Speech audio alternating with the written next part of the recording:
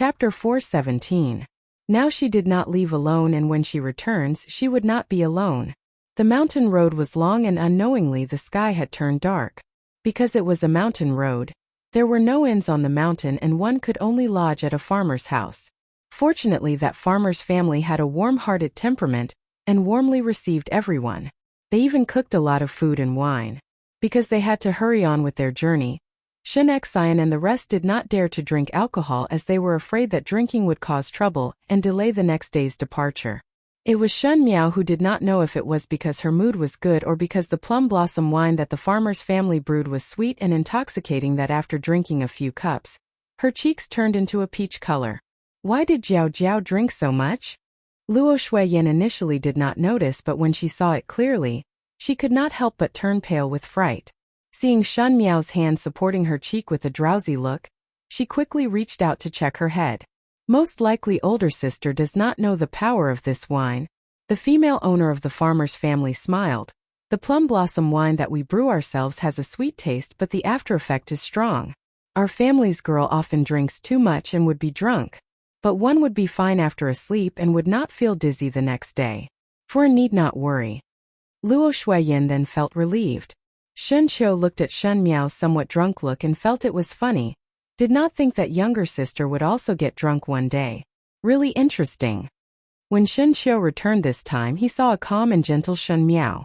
She was so mature that Shen Qiu would sometimes have the illusion that Shen Miao was the older sister.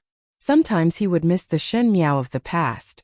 Even though she was willful and impolite, she still had the temperament that a young lady should have. Now looking at her appearance, it made Shen Qiu recall the Shen Miao of the past and unknowingly felt some familiarity. Brat. Shen Xian kicked Shen Qiu. Your younger sister is already drunk to this extent and you still make trouble. Shen Qiu quickly stuck out his tongue and pretended to be afraid as he begged for mercy. The whole family, including the farmer's family, were all lively and happy. Where was the disappointment and helplessness of leaving one's hometown? Shen Miao's hand supported her chin as she squinted at the scene in front. Even though this plum blossom wine was intoxicating, she was still somewhat sober. He was indeed very happy today. Everything went according to the plan.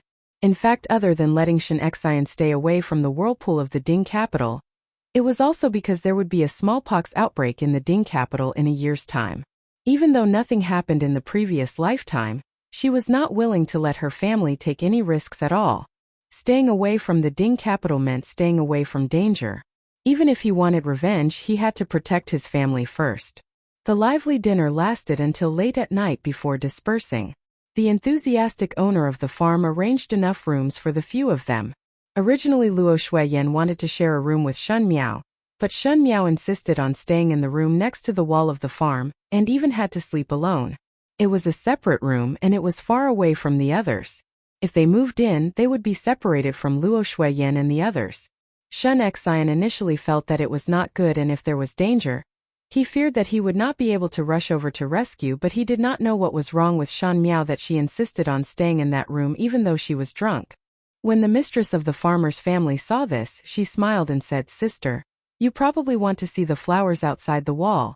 The flowers are very beautiful under the snow and all young ladies like it. For need not worry.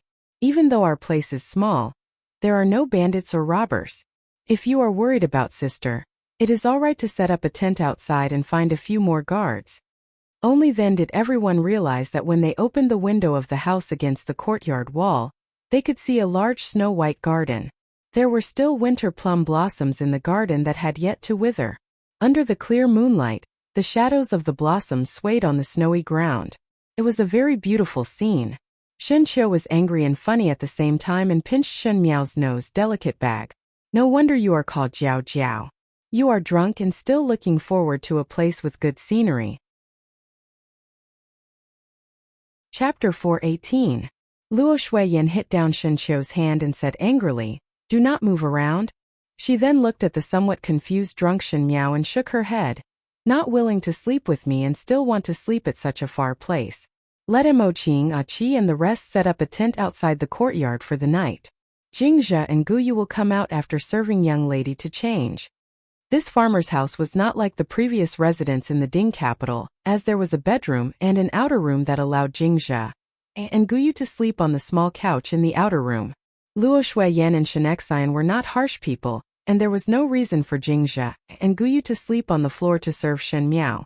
Thinking that this farmer's house was not big and with Qi, Mo Qing and the rest guarding outside, there would not be any problem. Jingzhe and Guyu helped Shen Miao to change her clothes and washed her face before leaving the house. Mo Qing, Qi and the rest who had set up the tent in the courtyard also prepared to take turns to keep watch. Jingzhe and Guyu went up to warn them again before leaving. In that beautiful little room, there was only Shen Miao left alone. And Shen Miao, who was supported by Jingzhe to climb up the couch, suddenly climbed up from the couch. The aftereffects of the plum blossom wine finally surged up at this moment, and Shen Miao's clear eyes were in a state of chaos. She swayed as she stood up and wanted to walk towards the window, but she stumbled and almost knocked into the corner of the table and fell down.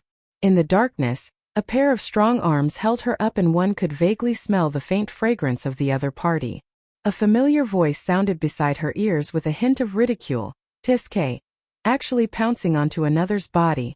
Shen Miao took the opportunity to wrap her arms around his waist to make herself stand more stable, but did not realize that this action of hers made the latter's body stiffen.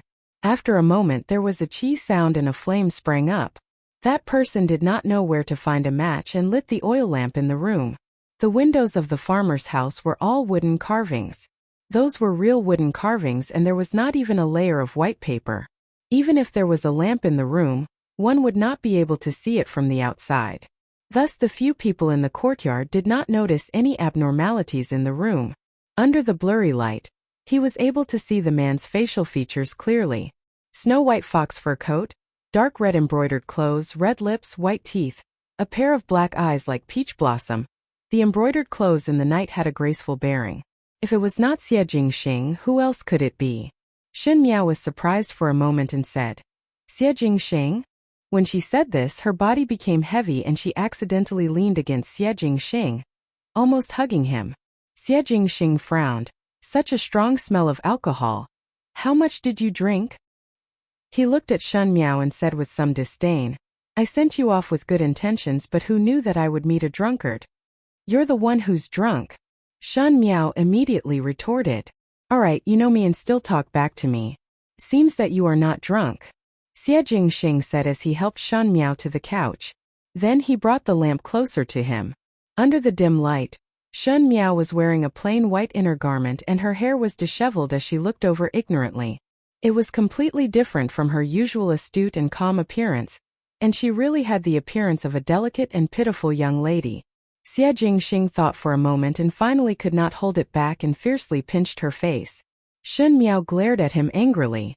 It was rare to see her with such a childish look, and Xie Jingxing felt that it was interesting. He only thought that Shen Miao was drunk, and as the saying goes, wine spits out the truth. Perhaps he would be able to ask something. "Who am I?"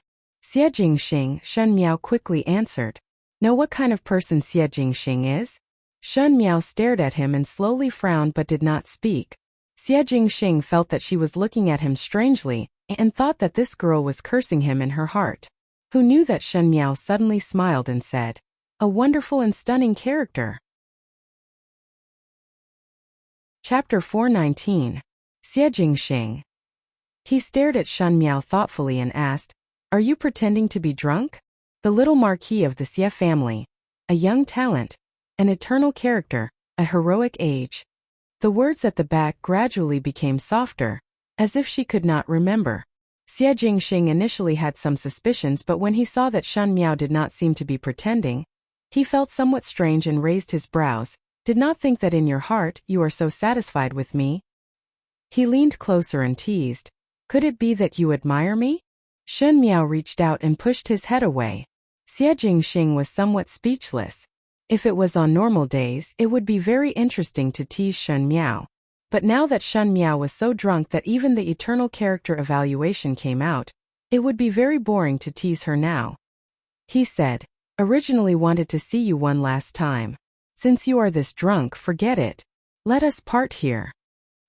He was about to leave after speaking, but who knew that with a plop sound, Shen Miao fell from the couch to the ground again. Xie Jingxing first wanted to help Shen Miao up, but then stopped and crossed his arms at his chest as he stood calmly at the side. He watched Shen Miao struggling on the ground, and after admiring for a while, he then said, "One should really let you see your current appearance." Shen Miao was dizzy from drinking and her body was soft, so how would she be able to stand up? She flopped on the ground for a long time, but to no avail. Xie Jingxing finally could not stand it anymore, and mercifully helped her up before sitting on the couch. He then heard Shen Miao saying, "Li Gonggong, Bengong want to see the fireworks." In the quiet night, Shen Miao's words were exceptionally clear. Li Gonggong, Bengong want to see the fireworks. The charcoal fire in the room seemed to have solidified. Xie Jingxing's originally curled lips slowly lowered down, and his pair of peach blossom eyes were no longer filled with a romantic smile. He slightly squatted down, and his line of sight was at the same level as Shen Miao, who was sitting on the couch. It was a gentle action, but his eyes gradually turned cold. He said, "What did you say?" Shen Miao opened her eyes and looked at him. Under the warm light, her eyes became clearer, and in those clear eyes, there was a hint of drunkenness, which made the young and inexperienced young lady suddenly have a few more womanly charm. She delicately and haughtily stretched out a hand, as if to place it on the hand of a palace servant. She ordered, "Uniquely, I want to see the fireworks. Go and call the crown prince and princess over." Crown prince, princess. Xie Jingxing stared at Shen Miao in front of him. When he smiled, he was as moving as the spring flowers and autumn moon. When he didn't smile, he was as dangerous as a silent abyss. Anyone who looked at him would feel like they were being mocked. He looked at Shen Miao, and as he looked, he suddenly chuckled. Even though there was a smile on his face, there was no trace of a smile in his eyes. He gently hooked up Shen Miao's chin, and when he did such a lecherous action, it was graceful and natural, so gentle that it made one drown in his dark eyes. He asked Shen Miao, "Do you want to be the empress?" Shen Miao blinked at him and said, "That was originally mine." "Yours?" "Fengong's." Xie Jingxing slowly tightened his fingers, and Shen Miao frowned in dissatisfaction as she felt pain on her chin. "Little girl, you already have the ambition to be the empress at such a young age." His tone was unclear, but his eyes were dangerous. A woman with ambition is the most beautiful. But you are still not a woman. Shen Miao also looked at him. Under the bright moonlight, the snowy shadows, the swaying plum blossoms, the two people facing each other. It should have been a romantic scene with beautiful flowers and full moon. But the atmosphere of danger and ambiguity was overwhelming, mixed with probing and danger. She was like a young lady who was raised pampered. If it was an ordinary female, when she grew older, she would only worry about marrying a good husband. But she had been patiently planning step by step, scheming against the world behind her back. Even though one had guessed that she had ambition, but when one really heard it, one could not help but be surprised. Chapter 420. That little girl was covered in thorns. From an idiot to a chess player, from the eye-catching daughter of a general's wife to a noble daughter who had lost her power, it seemed that she had never changed. It was this docile yet ferocious gaze that was filled with nobility and pride. She was born with the bearing of someone who had been in a high position for many years. Her words, "Uniquely, I want to go see the fireworks," were long and lingering, like a bell ringing in the quiet night, ringing in people's hearts. Even if it was a dream, her aura could be said to be that of an empress. Right now, she was still a little girl. After a few more years, her beauty and elegance would be hard to conceal.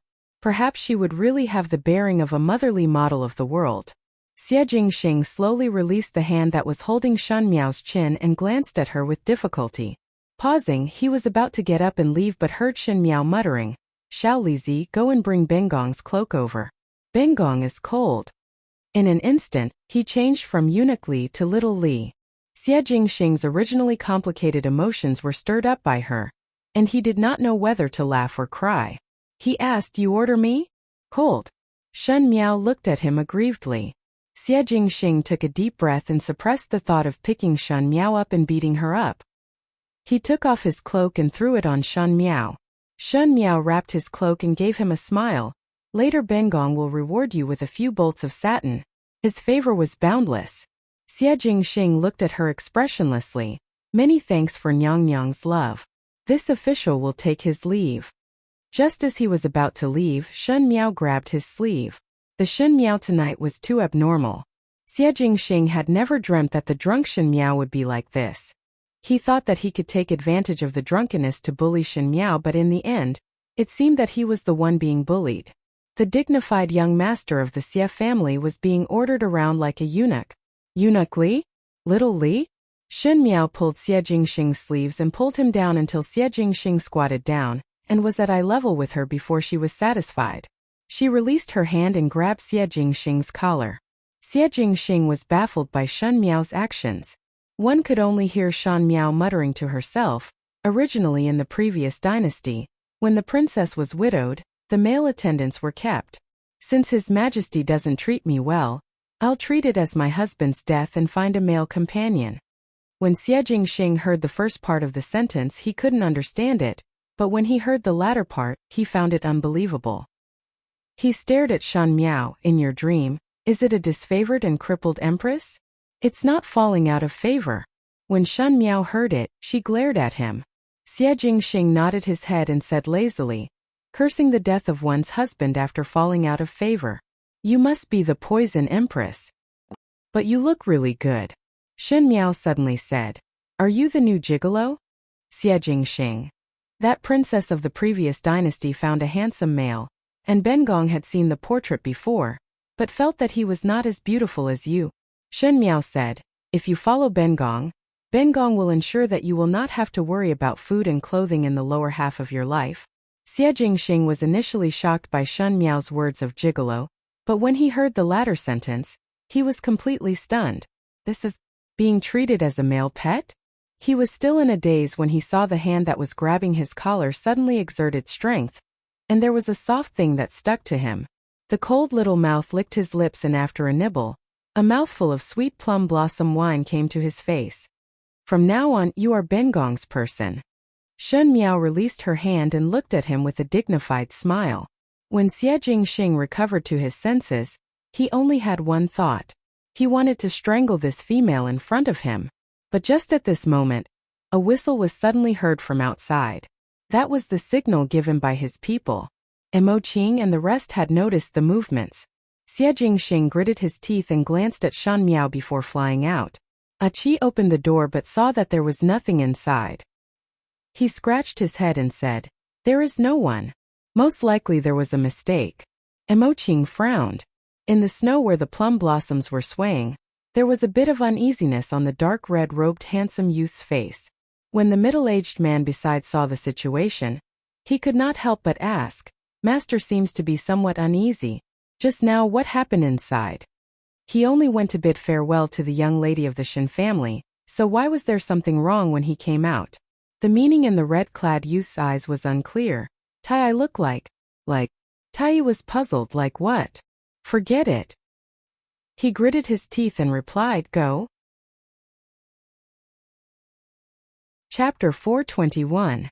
In the early morning of the second day, the sky had just brightened when Jingzhe and Guyu came over to help Shen Miao wake up. When they entered the room, they saw Shen Miao sleeping on the couch and the blanket was missing and her body was covered with a fox fur coat. Both of them suddenly turned pale with fright. Yesterday when she left, she did not leave behind any fox fur coat, so where did this fur coat come from? Jingzhe woke Shen Miao up, and after Shen Miao woke up, she was also at a loss when she saw the fox fur coat. Even though the aftereffect of the plum blossom wine was strong, it was like what the female owner of the household said. One would not feel dizzy the next day. It was true that one's head was not dizzy, but one was unable to remember anything that happened last night. She did not even know why she wanted to stay in this room alone. Guyu took that snow-white fox fur coat and said, Young lady, where did this fox fur coat come from? Shen Miao took the fox fur coat and shook her head. Young lady's clothes boxes are all here. Could it be that young lady was drunk and dug it out from the boxes? Jingzhe asked tentatively, but why is it that it is the first time seeing this fox fur coat? They did not think in any other direction. After all, Shen Miao was perfectly fine staying here, and there were guards guarding outside last night, so nothing had happened. It was just that this fox fur coat came out of nowhere. Shen Miao said, Take it out and ask the farmer if it is their family's. Upon seeing the owner of the household, the owner shook his head when he heard it. Our family does not have such a good fox fur. Most likely elder sister had misremembered. Shen Qiu took the fox fur coat and said, "This fox fur coat does not look like an ordinary item. Younger sister, where did this come from? One fear that it is worth a lot of money. The workmanship also looks gorgeous, but the tailoring is not very good. One feel that it is too big for you to wear." Shen Miao took the fox fur coat and her heart was very puzzled. She really did not remember when she had such a cloak. But hearing that Shen Qiu said that it was worth a lot of money, she naturally took it back and lied without a change in expression. Thinking about it, it seemed that it was bought in the Ding capital. "Jingzhe, keep it." Jingzhe was thinking hard about when did Shen Miao bought the cloak, and when she heard her say that, she did not bother to ponder and immediately said yes before keeping the cloak into the box. Shen Miao shook her head. No matter where did the cloak came from, but in this trip to the Shaochun city, one feared that there would be a lot of places that needed money. Now that Shen Xian was not like the past, if there was a day where he was stretched to make ends meet, he could still exchange this cloak for a lot of money to spend. Thinking of this, those messy conjectures became dispensable. Time always passed very quickly. The different state of mind determined the different scenery one would see. Even though the Shaochun city was far away and the road was filled with high mountains and meandering rivers, it was bumpy and muddy. Even though they were travel-worn, Shen Miao did not say that she was tired. Those soldiers in the front of the Shen family's army who were regarded as burdens, followed Shen Xian's remaining trusted aides, and because of the hardships they shared along the way, they became closer to everyone. Leaving the capital in the second month of spring, at the beginning of August, she finally arrived at the Shaochun city. The Shaochun city was located at the border of Mingqi, and was a very small city. If one were to talk about the highest official in the city, it would be the garrison general Luo Sui, Grand General Luo. All along, Luo Sui had been protecting the people of the Shaochun city to live and work in peace and contentment, but because it was too far away from the Ding capital, everyone was well aware that this kind of job was not a good one. In addition, after so many years, the Luo family's army was almost scattered, and the Luo family only had some prestige in the Shaochun city. When the guards at the city gates saw Luo Shuiyan taking out the Luo family's identity token, they were suddenly in awe and sent someone to pass the news to the Luo family. The Shaochun city was only such a big place, and when the Shen family brought a group of people into the city, it was immediately noticed by the surrounding commoners. One after another, they went forward to inquire and found out that it was the Luo family's married daughter who brought her family over. Immediately there was a wave of liveliness. Chapter 422. Jingzhe quietly lifted the curtain of the carriage and looked at the outerwear before saying to Shen Miao, "Young lady, this is the Shaochun city." Shen Miao glanced outside. The Shaochun city was not as unbearable as what the noble females in the Ding capital said. Even though it was a small place at the borders, it looked lively. It was just that the sandstorm was a little strong. Because of the sandstorm, the women's skin was slightly darker, and they were not as delicate as the women in the capital. Perhaps it was because of the open culture of the people. They were all lively and quick-witted. Some of them even looked a little mischievous, making people feel that they were full of vitality. There were peddlers and stalls along the streets, so there was no shortage of goods. The more Jingzhe looked, the happier she became, and the original apprehension was swept away. "Young lady, the Shaochun city and the Ding capital are not much different. Does Jiao Jiao like it here?" Luo Shuiyan asked uneasily. What she was most afraid of was that Shen Miao would not be used to living here. Luo Shuiyan grew up in the Shaochun city, so of course there was no problem. Shen Qiu and Shen Xian were military generals who had been on the battlefield and would not say anything more. She was just a spoiled daughter that she needed to worry about. Shen Miao smiled. "It's good here." Only then did Luo Shuiyan feel relieved. She smiled and said, "Let's go to your maternal grandfather's house. You haven't seen your grandfather since you became a governor. You have 2 uncles, 3 older brothers, and 1 older sister. They're all good people. I'm sure they'll like you very much when you get there." Luo Foran died early, and Luo Sui had been a widower for so many years. The Luo family had 3 siblings, and Luo Shuiyan was the youngest. When Shen Miao was born, the Luo family came all the way to the Ding capital to see her once, but after that, because the Shaochun city was too far away and one could not leave this side, Shen Miao and the Luo family had never met before. In the previous lifetime, Shen Miao's impression of the Luo family was also very vague, and now that she heard Luo Shuiyan saying it, She also smiled. At this moment, many people had already gathered in front of the Luo family's gate. There were commoners who came to watch the show, and of course there were also people from the Luo family. Luo Sui stood at the very front and behind him were two middle-aged couples. Behind the couple were three youths and a young girl. The youths all had upright features and were awe-inspiring. Although they were still young, they had the demeanor of a valiant general. The girl's skin was a healthy wheat color. She had a pair of almond-shaped eyes and a small diamond-shaped mouth. One look and you could tell that she was a shrewish person. She pulled the youth beside her and asked, "Big brother, what kind of person do you think my cousin is?" The young man who was stopped by her had a good temperament. He said warmly, "He should be a good person." "What do you mean by not bad? Can't you make it clearer?" The young girl was unrelenting. "Is she pretty? You see those Ding capital young ladies that came to our Shaochun city. Each and every one of them are very beautiful, but their temperament is so delicate that it makes one feel disgusted. Moreover, the official's young lady that came to the Shaochun city as a guest last year said that she knew Biao's younger sister." She lowered her voice, but because of her crisp voice, it could still be heard. One heard that Biao's younger sister's reputation in the Ding capital is not good. "Tanner!" A loud shout interrupted the young female's words, and it was Luo Sui who opened his mouth and stared fiercely at that young female called Tanner. The young female quickly straightened her body and stuck out her tongue and no longer spoke. She did not speak, but a slightly younger and more lively lad came over and pulled Tanner's hand, saying, "Grandpa is so biased. This cousin has not come yet, but he is already protecting her like this. I want to see what kind of person this Biao's younger sister is." Shen Xian had been fighting in the northwest region all year round and would pass by the Shaochun city whenever he went to the northwest border. Thus he would come over every year. Shen Qiu and the Luo family also knew each other. If one were to say that the person that the Luo family was most interested in was Shan Miao, whom they had never seen since she was born. The world was so big that it could be said that it was big, but it could also be said that it was small. In the Shaochun city, there would occasionally be some officials who were demoted or passing by, so they would know a thing or two about the rumors in the Ding capital.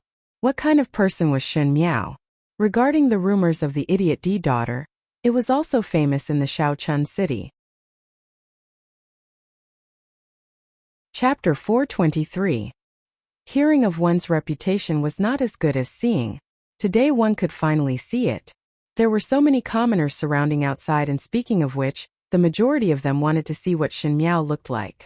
Just as this young female and that youth were whispering, a line of horse carriages slowly came over, and the ones riding at the front were Shen Xian and Shan Qiu. Behind them was a group of soldiers. "Father!" Shen Xian got off the horse and Shan Qiu quickly followed up and ran to Luo Sui with a smile. "Waizu?" Luo Sui's gaze swept across the father and son pair before landing on the horse carriage. After all, it was not nice to see too much, as Luo Sui wanted to see his own granddaughter the most. A slightly plump foreign with a friendly smile said, "Youngest Gu and Jiao Jiao should be in the horse carriage. One fear that they are tired after walking for such a long time." Just as the words were spoken, one saw the curtain of the horse carriage being lifted and Jingzhe and Guyu helped Luo Shuiyan down. Luo Shuiyan then reached out to the horse carriage and a young female came down. That young female bent down from the horse carriage, and when she raised her head, a pretty face was revealed. When she turned her head back, Luo Shuiyan was already holding her hand and walking forward. "Jiao Jiao, let us go home." The young female called Tanner opened her mouth but did not speak. The Shaochun city was windy and dry, thus the young females had dark skin and it was rare to see fair skin, not to mention such a white and juicy young female. That young female's brows were very delicate, and because of her snow-white skin, it was even more picturesque. Black eyebrows, black eyes, a small nose and rosy lips. However, the most surprising thing was her temperament. She was held by Luo Shuiyan and looked like a very delicate young female, but under Luo Shuiyan's valiant and heroic bearing, she did not seem as weak as the iris flower. Instead, she looked more dignified and noble, as if she was the leader. The surrounding commoners and the Luo family were somewhat dumbfounded. One's bearing was important when looking at a person, but a woman's aptitude was the most important and beauty was secondary. This Shen family's young female's aptitude was more captivating than her appearance. She followed Luo Shuiyan step by step until she was in front of Luo Sui. Luo Sui was tall and had deep eyes and a high nose. Compared to Shen Xian's boorishness, he appeared more serious and unreasonable. He frowned as he stared at Shen Miao. With such a cold look, if it was a young lady with less courage, she would have been scared to tears. Moreover, Shen Miao looked like a delicate and noble young lady from the Ding capital, so everyone thought that she would be scared out of her wits. Tanner and the young man beside her raised the corners of their mouths to watch the show. Shen Miao raised her head and looked at Luo Sui. Her brows relaxed and her body was soft. Apparently she was not nervous because of Luo Sui's reaction. Her eyes were calm and she even smiled slightly. That kind of attitude of a superior towards a subordinate actually made Luo Sui stunned for a moment. The attitude of the superior towards the inferior? The Luo family in the Shaochun city was in existence like the lord of the Earth city, so how could there be someone in a higher position? After Luo Sui was stunned for a moment, he suddenly laughed out loud. When she smiled, the nervous people around her were all shocked. Luo Sui patted Shen Miao's head and shouted energetically, "Girl, why did not call me?" "Grandfather," Shen Miao answered meekly. Luo Shuiyan heaved a sigh of relief. Luo Sui and Shen Xian were different. Shen Xian pampered Shen Miao to the heavens, but Luo Sui was a strict father since young. Even she herself had some fear of Luo Sui when she was young. Now that Luo Sui was older, he was not as dignified as before, but the habit of scaring young ladies had not changed. She was afraid that Shen Miao would be scared. But fortunately Shen Miao's reaction was not that big.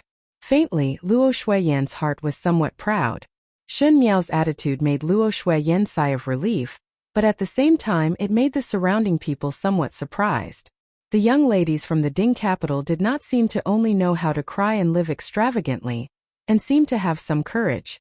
Tanner was unconvinced as he whispered to the young youth, "Must be pretending not to be afraid." Chapter 424. The oldest youth with the best temperament looked at Shen Miao thoughtfully and did not speak. Luo Shuiyan then pulled Shen Miao forward to introduce her. Other than Luo Sui, the Luo family had two other sons and they were Shen Miao's two Zhujiu, Luo Lianing and Luo Liantai. Luo Lianing's wife was Madame Yu, a gentle and honest woman. He gave birth to two sons, Luo Ling and Luo Sa. Shen Miao's second Joshu, Luo Liantai's wife, was Madame Ma. Her maiden family did business and was shrewd, giving birth to a pair of siblings.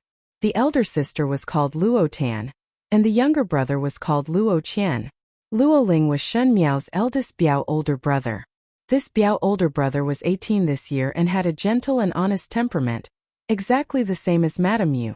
When he saw him, he would greet him gently and politely and was a very considerate person. And second Biao older brother Luo Sa was 17 years old and also Luo Ling's younger twin brother.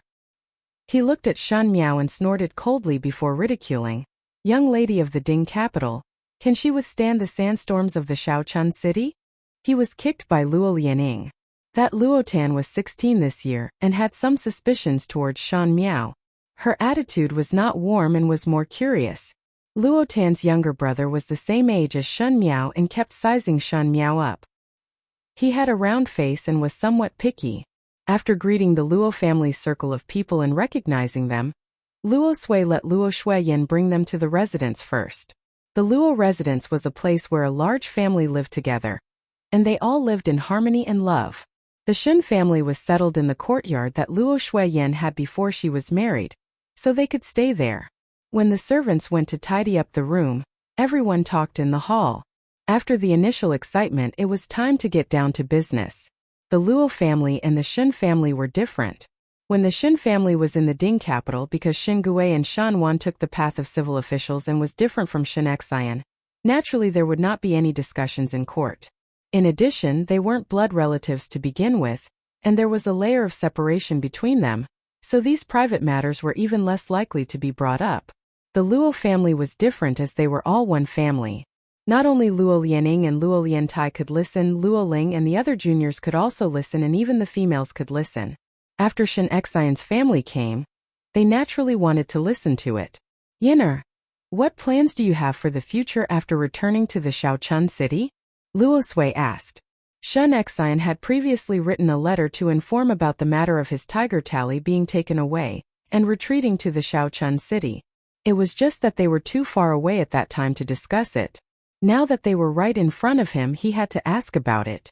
Luo Shuiyan smiled and said, "Why does father ask like this?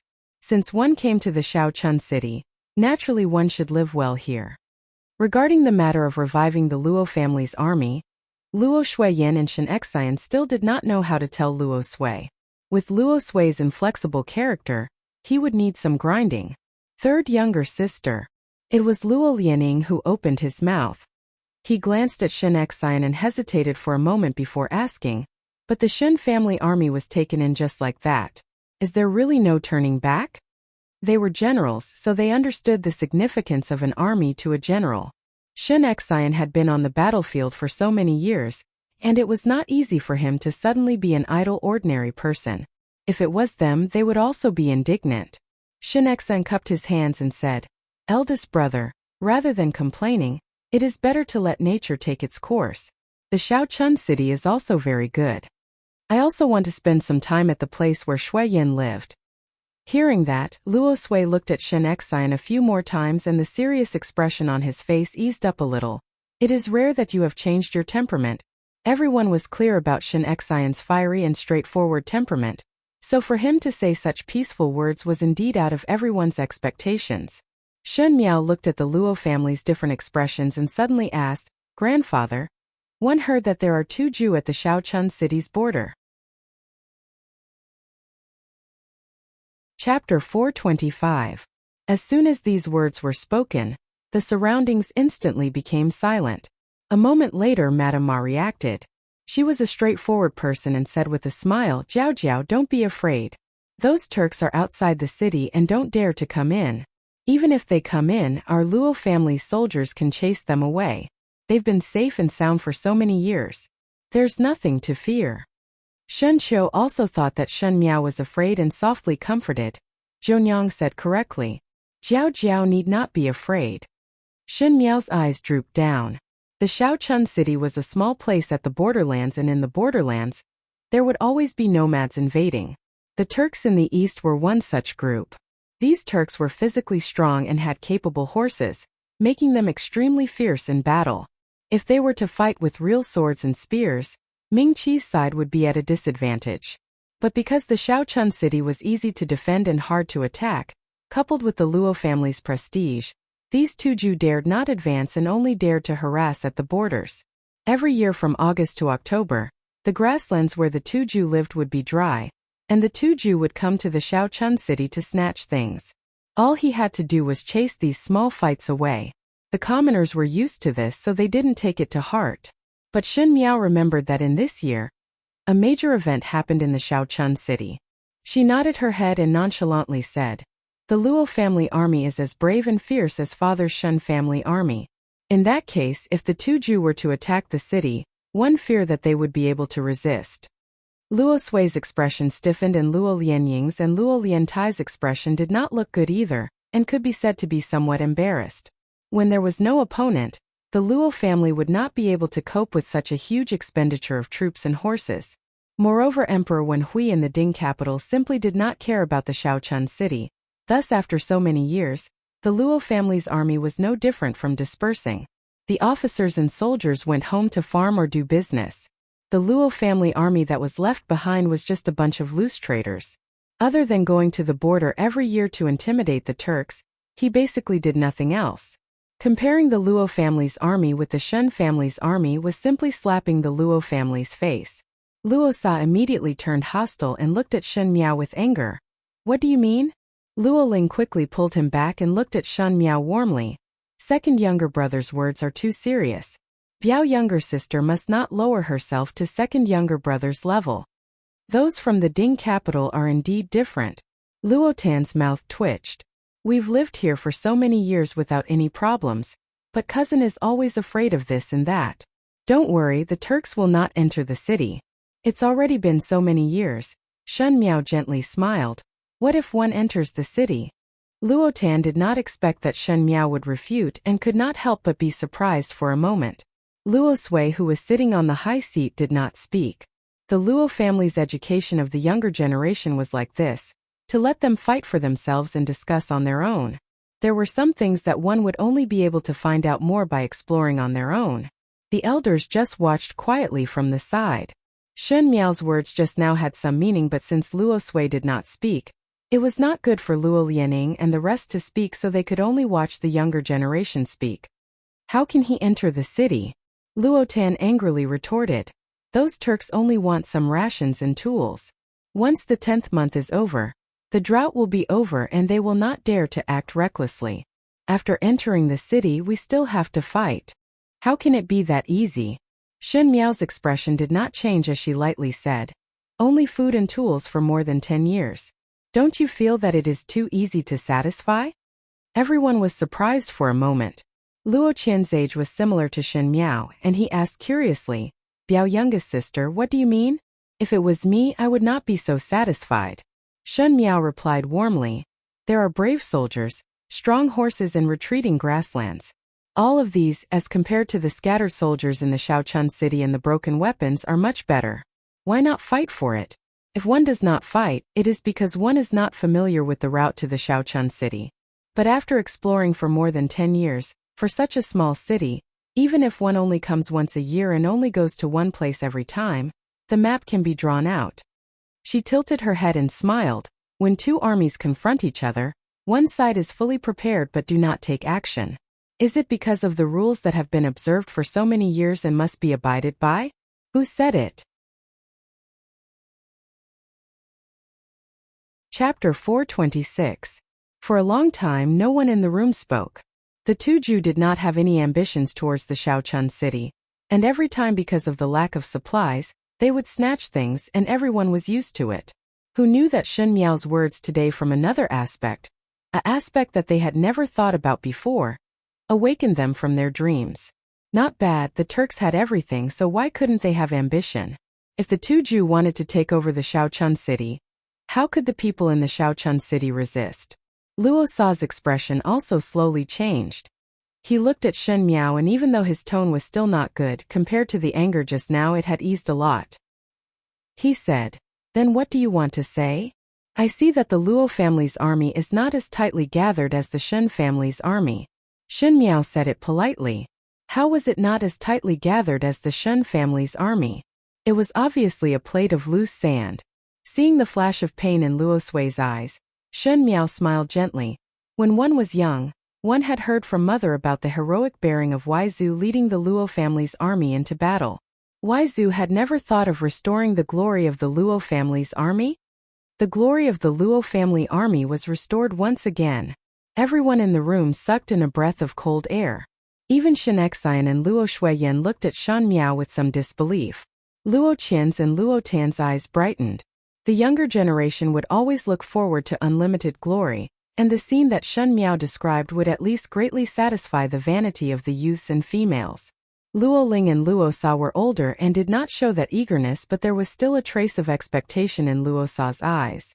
Luo Sui looked at Shen Miao for a while and suddenly laughed. You, this little girl, your ambition is not small. It is rare for a place like the Ding capital to be able to raise such a hard bone like you. His words were filled with appreciation towards Shen Miao. Luo Shuiyan and Shen Xian immediately felt honored. But it was only for a moment before Luo Sui sighed and said in an unclear tone, it is just that, girl, to restore the glory of the Luo family's army. How would it be as simple as you said? Soldiers, horses, and rations all cost money. How could the Luo family afford it? It's useless to raise an army. Little girl, do you want to waste all the money of my Luo family on this? Soldiers are trained for 1,000 days to be used in a single moment. But those soldiers were raised by the treasury's silver. Like the Luo family's army that was far away in a small place, Emperor Wen Hui could rest assured and naturally would not allocate any silver for the Luo family to bear the expenses of such a troop. Yet, they didn't know who they should be dealing with and who they should be fighting against. It was indeed sad. The imperial court is not willing to give the Luo clan money because the Luo clan's army is not outstanding. But if the Luo family army's prestige was outstanding and they won the battle, His Majesty would take the initiative to send money to them in order to appease the various factions in the court. As for the enemy, Shen Miao smiled gently. Far away there is the Qing country and Great Liang. Nearby there is the Tuju and Xiongnu Mingqi never had a lack of opponents, and with the advancement of their military strength, naturally they would be sent to further battlefields. Grandfather, what do you think? Let's not talk about what she said, but the way she talked and smiled as she analyzed the various forces, and the way she smiled and tilted her head could be seen clearly. She was obviously a pampered young lady from a noble family, but she made people feel that she was a tenacious woman who had climbed from the bottom of society. Luo Sui suddenly got angry. He suddenly stood up and flicked his sleeves before saying coldly, "There is no need to mention the matter of reorganizing the Luo family's army. I do not agree. Shuiyan, bring them down to rest. There is no need to discuss this matter in the future." Finishing, he did not even look at the people in the hall and turned to leave. Luo Sui's anger was inexplicable, and Luo Shuiyan was also very puzzled. Shen Qiu touched Shen Miao's head and firmly stood on Shen Miao's side. "Younger sister is good." Luo Sa swept a glance over and whispered to Luo Ling, "This Biao younger sister is not simple." Luo Ling smiled and said, "Perhaps." Luo Tan's lips twitched. What is so great about just talking glibly? Even grandfather was angered. Luo Qian shook his head and his eyes stared at Shen Miao, who was talking to Shen Qiu. Not only glibly talking, she also looks very pretty. Older sister is prettier than you.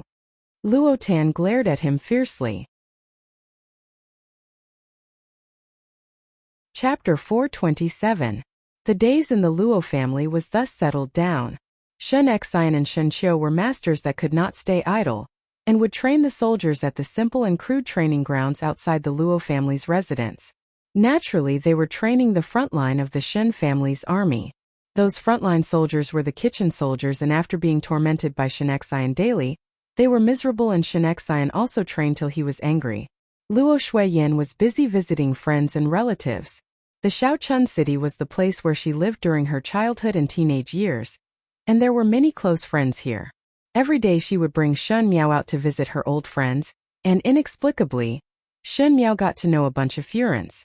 Initially everyone served young lady Jiao, who came from Mingqi, cautiously, and the food she ate was the most elaborate, the silk thread was the most delicate, the snacks were made in different ways, and even the flowers and plants were trimmed more beautifully than before. In the past, those female officials who came to the Shaochun city from the Ding capital had some temper, and everyone was afraid that they would not be careful and not serve Shen Miao well. Who knew that after staying for a period of time, one would discover that the previous thoughts were superfluous. Shen Miao blended in very well in the Shaochun city, and did not receive any special treatment.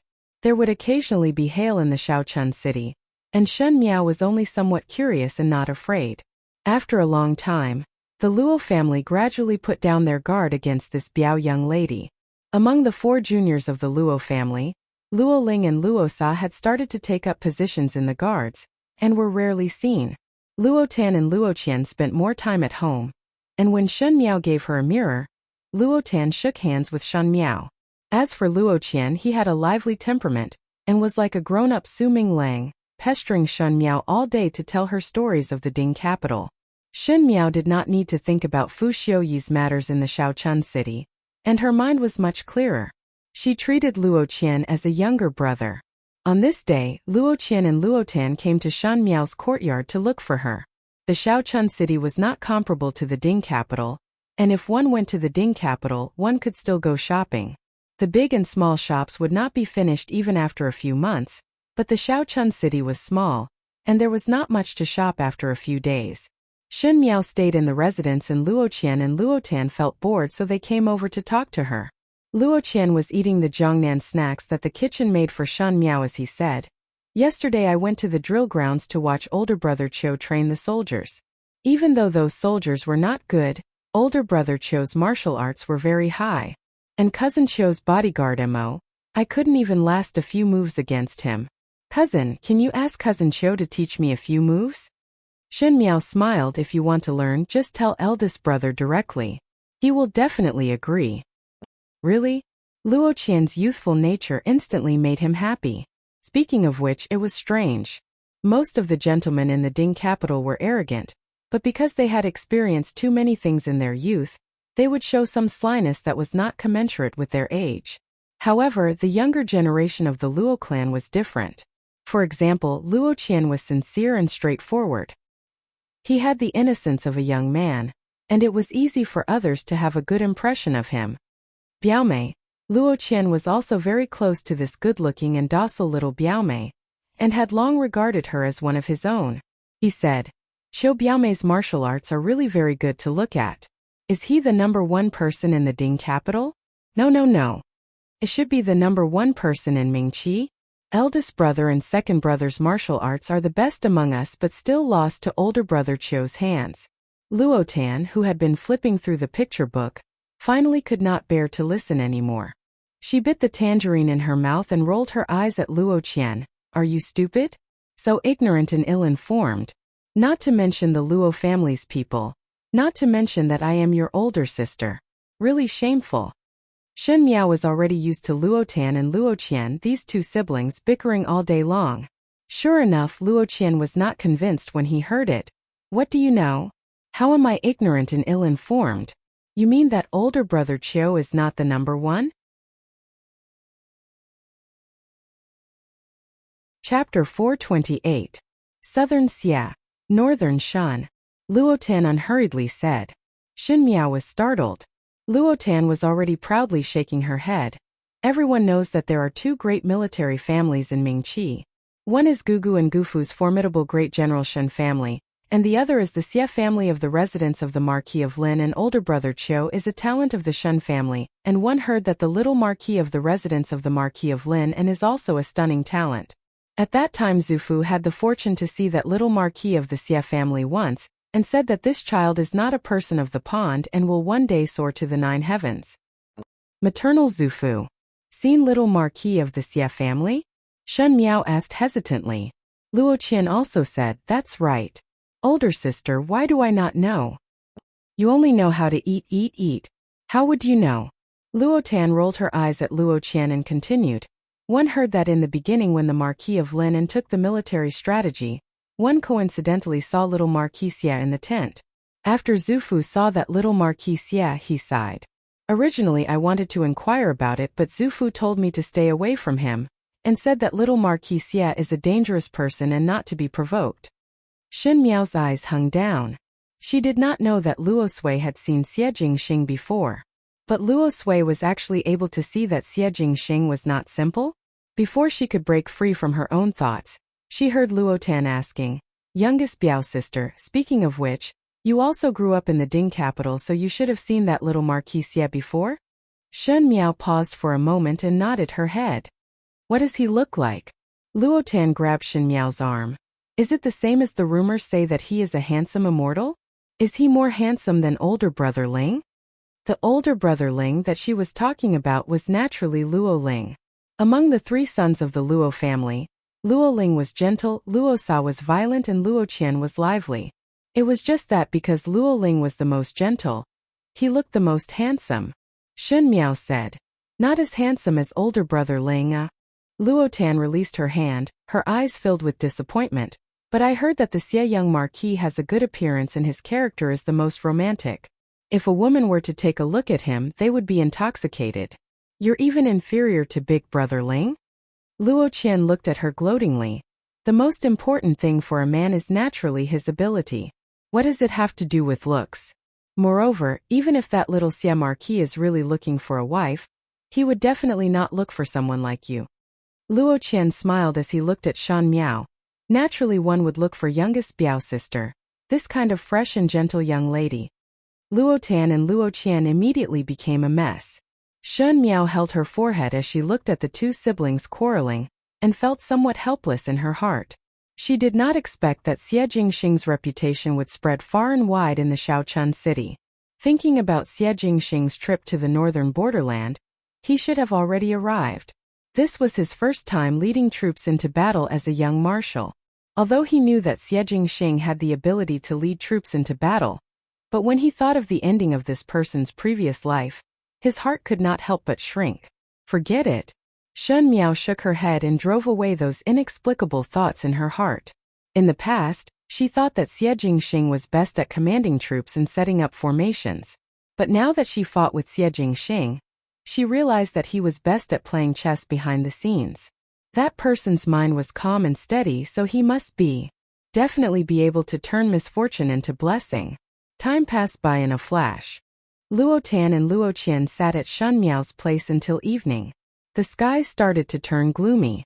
Once it was the 9th or 10th month in the Shaochun city, the grasslands outside the city would be dry, but there would often be heavy rain in the city.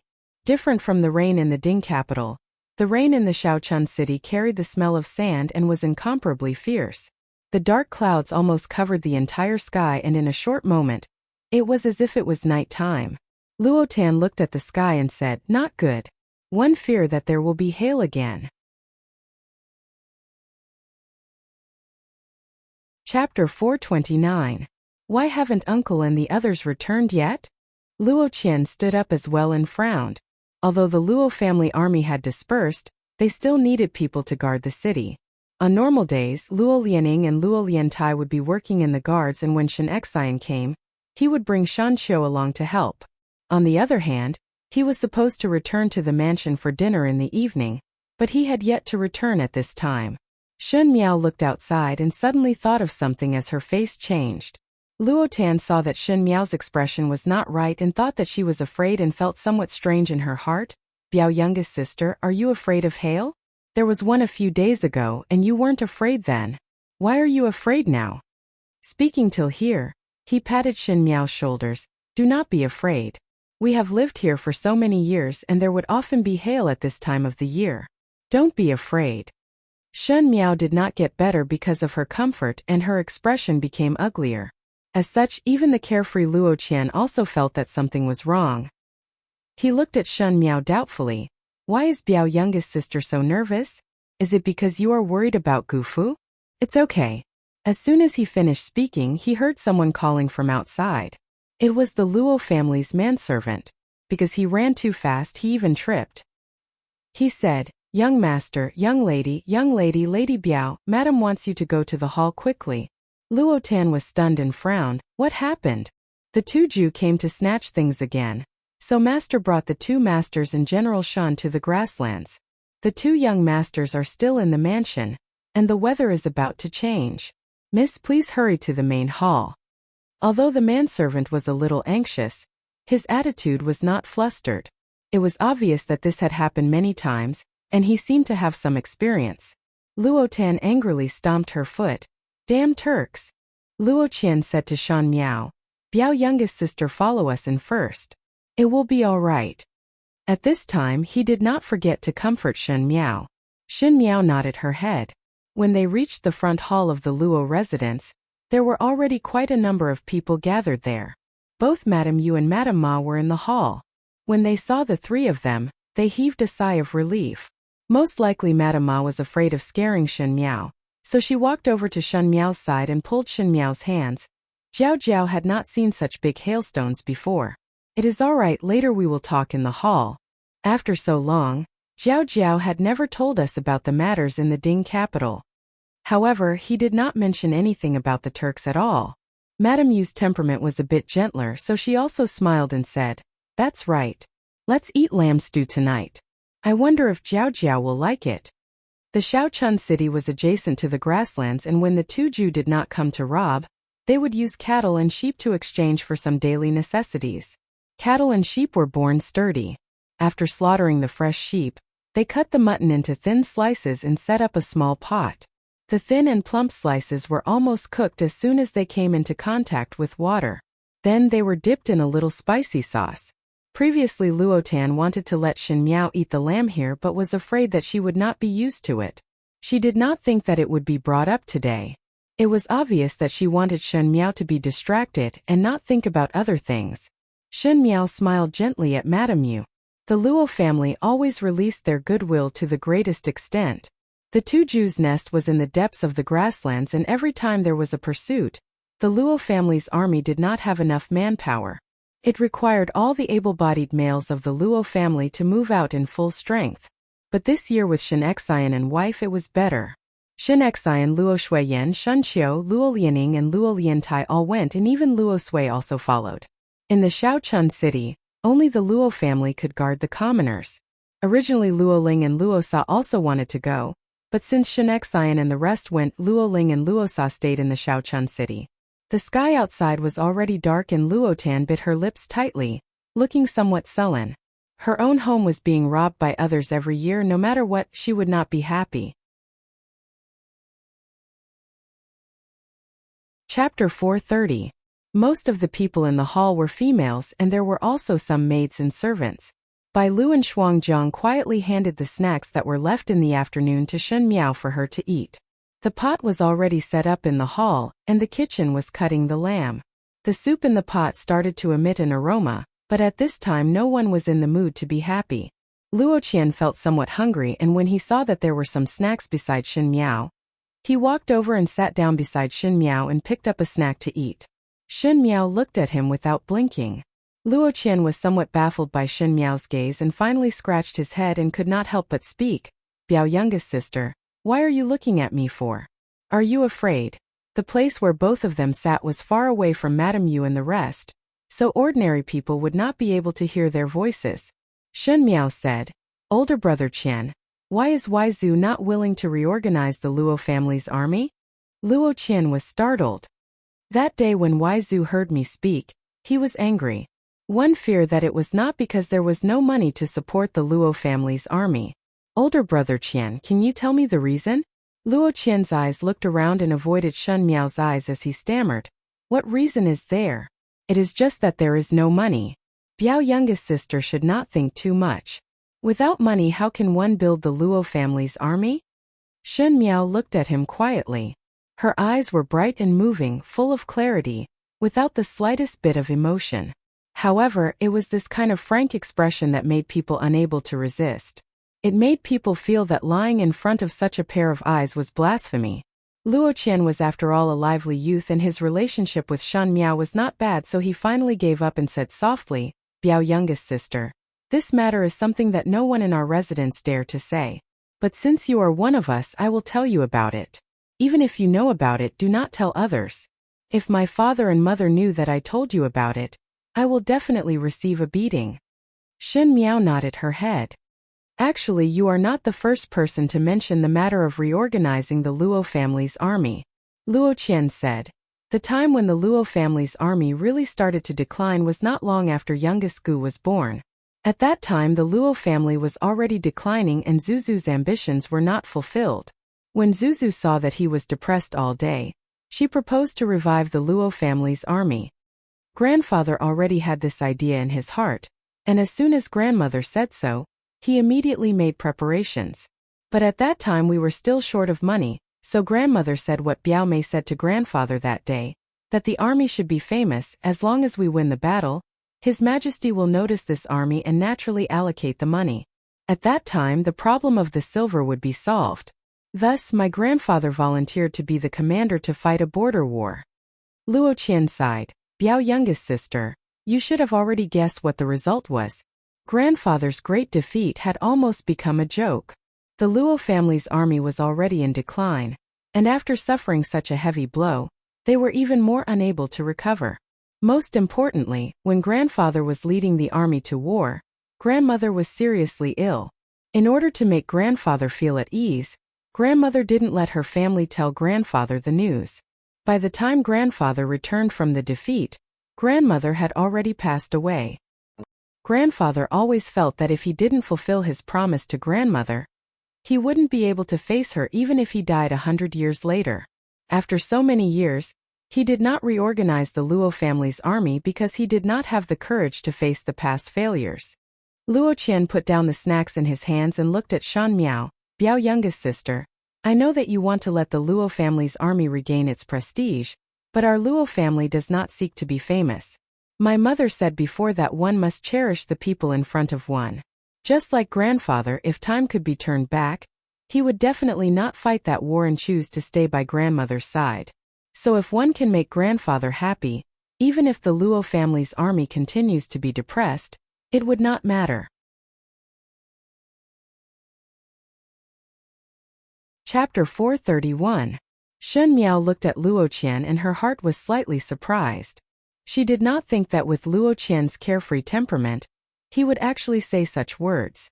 The Luo family's righteousness, kindness and kindness was indeed not fake. But to know of such a past event from Luo Qian's mouth, one's heart also sighed. This was the worst defeat of the awe-inspiring great general's life. Was it because he was overconfident, or because he didn't have any confidence in the outcome? Shen Miao thought that it was not that Luo Sui could not afford to lose this battle, but the one he could not afford to lose was none other than Luo Foreign. Abandoning his ill wife and choosing meritorious service, the final outcome ruthlessly slapped him in the face. No wonder that when Shen Miao said those words that day, Luo Sui's face instantly changed color. One feared that the most hidden pain in this general's heart had been evoked. But if one is depressed like this, would Waizumu be happy? Shen Miao suddenly opened her mouth. Ai. Luo Qian turned his head to look at her and was somewhat puzzled. Shen Miao smiled gently. If I admire a person and he is a hero, one would hope that he would wear the treasured sword that he should wear, ride the fierce horse that he should ride, lead the bravest soldiers and obtain the most proud meritorious service. I am not willing for him to suffer grievances. Now that Waizumu is suffering grievances, if Waizumu knew, would she not feel heartache? If it was me, I would feel heartache.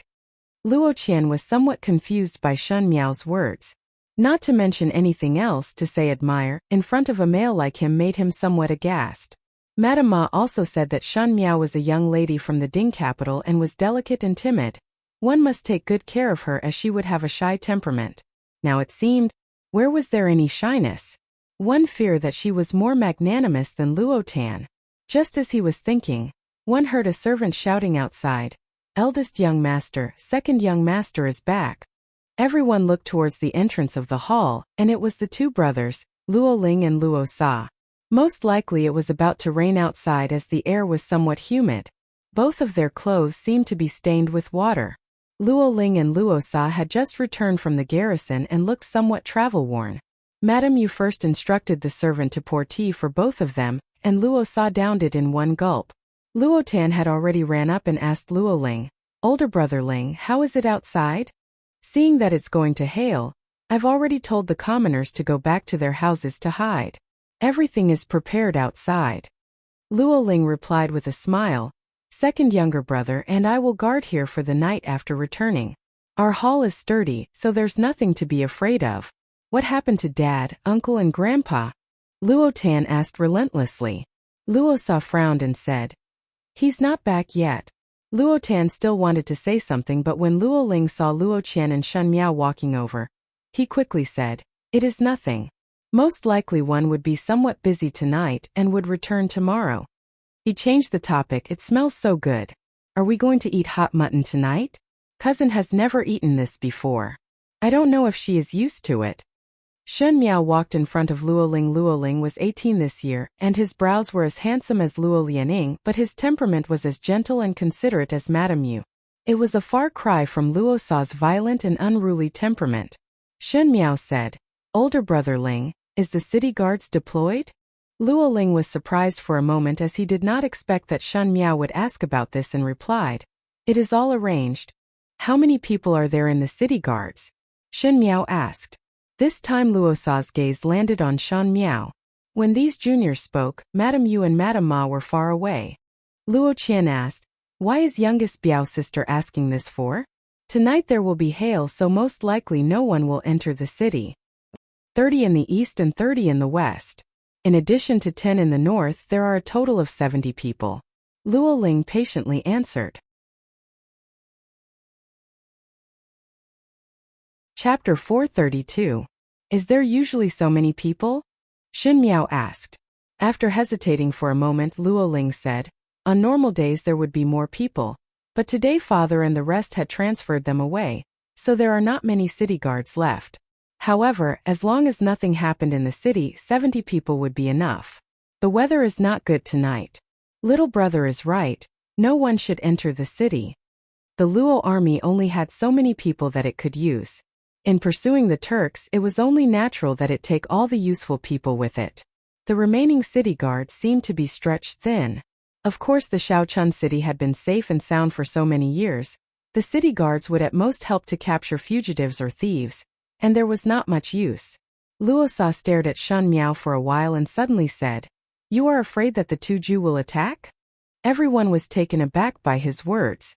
Luo Tan's jaw dropped. Luo Qian asked second brother, what are you talking about? Why would the Turks attack? Luo Sa sneered and stared at Shen Miao's eyes without blinking. Didn't Biao youngest sister say it on the day you came? The two Ju have ambition and strength, so why can't they attack? Is this what you're afraid of? Luo Sa's character was somewhat aggressive and facing his sharp gaze. Shen Miao nodded her head. Correct. What I am afraid of is this. How is this possible? Luo Tan said. Not to say if what you said will happen. Today father and Gufu had gone to the grasslands to pursue the two Ju. So how would the two Ju be distracted to attack the Shaochun city? If he was really ambitious, wouldn't it have been better to find an opportunity before? Luring the tiger away from the mountain. Not only the Mingqi people would use it. Shen Miao said lightly. Even though the two Ju are nomads, they are not fools. After living with the people of the Shaochun city for so many years, do you think that you would not learn something? As long as the Turks aren't fools, they would have learned it long ago. Shen Miao's uncharacteristic cold attitude made the few of them somewhat surprised. After a moment of silence, it was Luo Ling who spoke first. Youngest Biao sister, is this your own guess or where did you hear this news?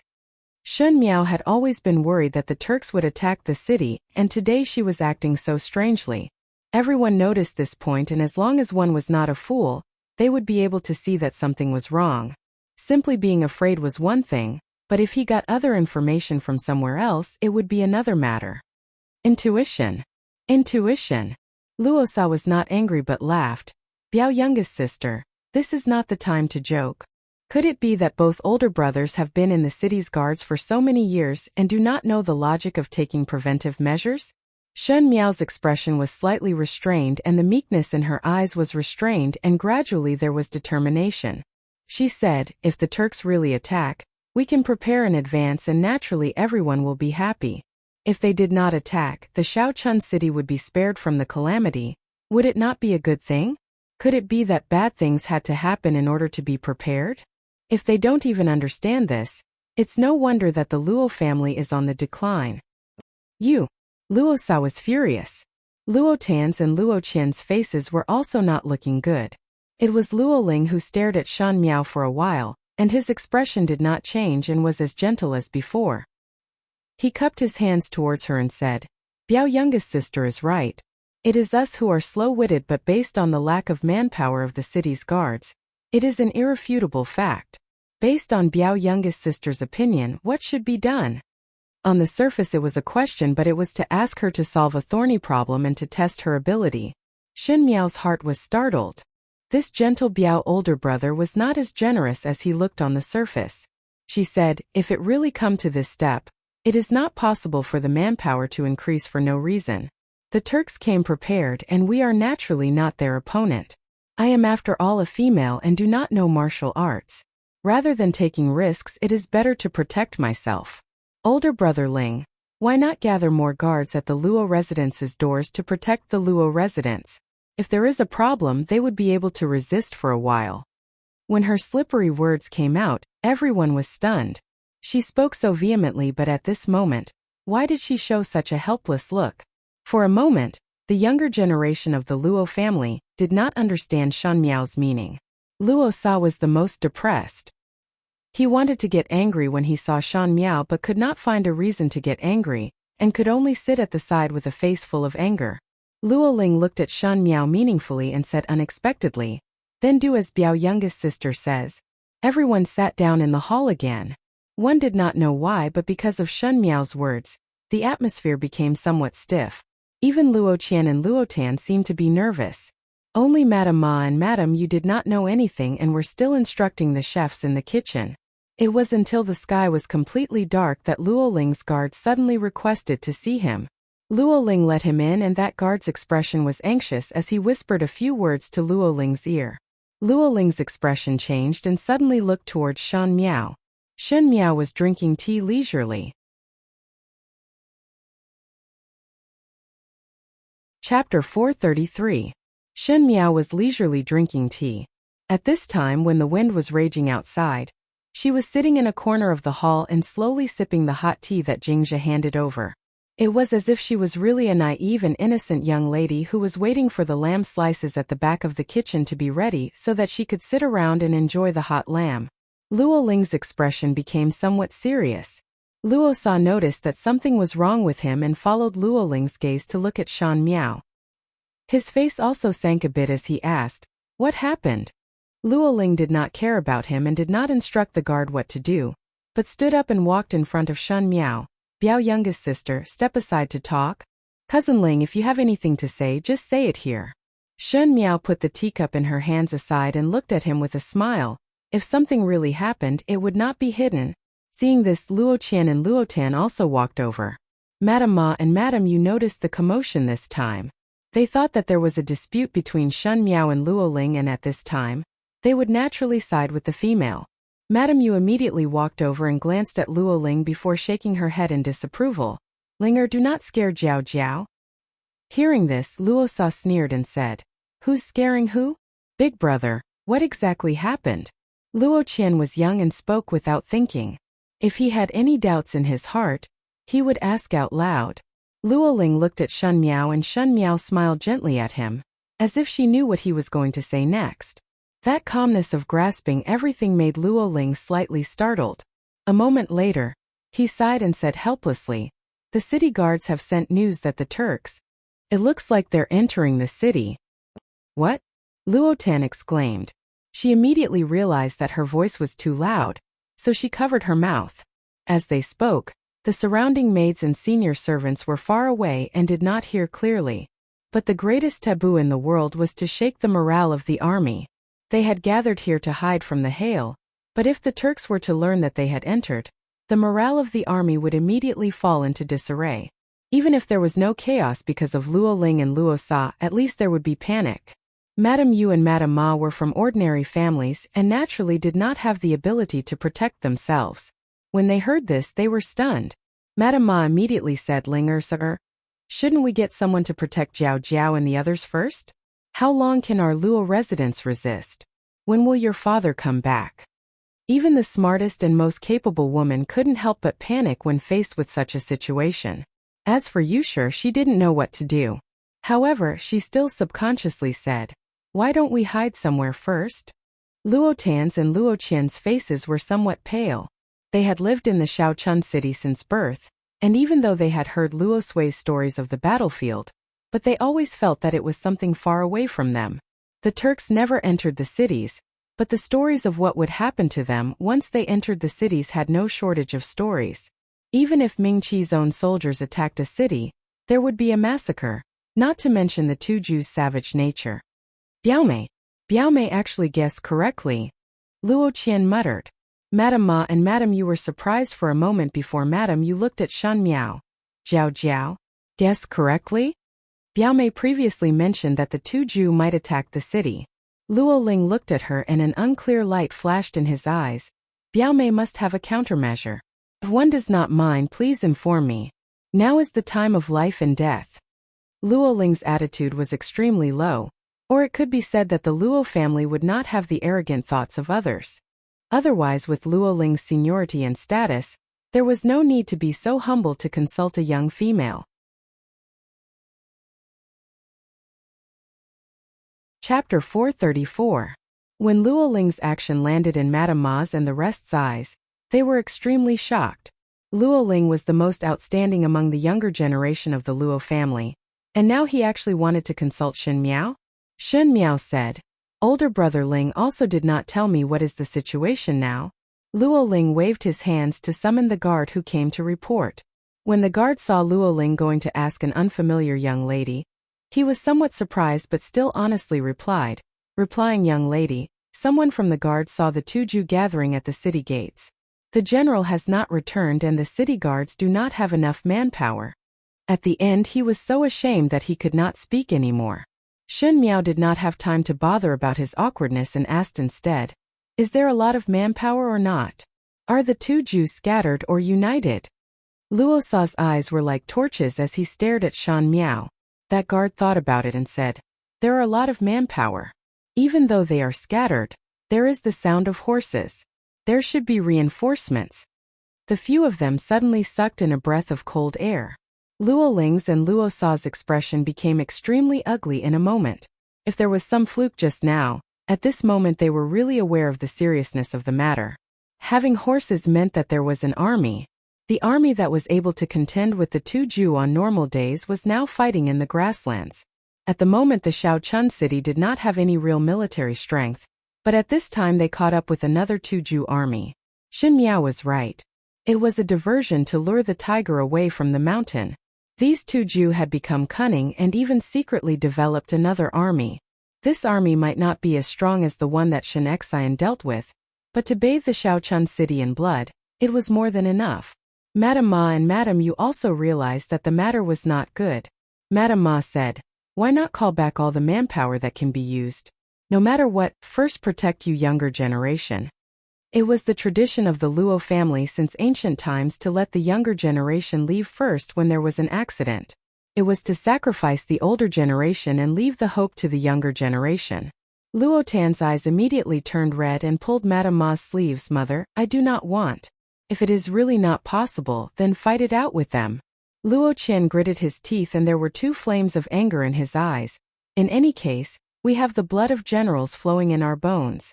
Could it be that we are still afraid of those barbarians? Take the sword. At most, we will die together." "Qian," Madame Ma said angrily, "what nonsense are you talking about? Do you want to die if you go out now? If it really doesn't work, Big Brother and I will cover your escape." It was Luo Sa who opened his mouth. He said solemnly, "There are still carriages in the residence. Escape from the back gate of the city. There is a section of mountain road. We will not be discovered even if we hide." "No." Shen Miao interrupted them. Luo Sa looked at her. "Do you have a way?" Shen Miao shook her head.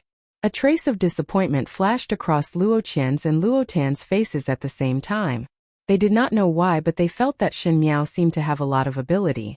Even though she looked delicate and noble and had tender skin, but every time they spoke to Shen Miao, that kind of peace and confidence made one feel at ease as if they had a backbone. But now that Shen Miao could not think of a solution, Luo Qian and Luo Tan were somewhat desperate. "Then do as second younger brother says," Luo Ling said. "First send you to the horse carriage and all the guards in the residence will follow you. It is enough to leave second younger brother, and me in the Luo residence. I will go with second younger brother to the city guards." This was to sacrifice the two brothers to fight for time for the others. Madame Yu's tears fell in a moment and almost fainted as she pulled Luo Ling's hands. "How can one let the two of you stay here?" Madame Ma shook her head. "We are one family. If we are to leave, we will leave together." This deadlock could not be resolved. Shen Miao shook her head and spat out two words, "No."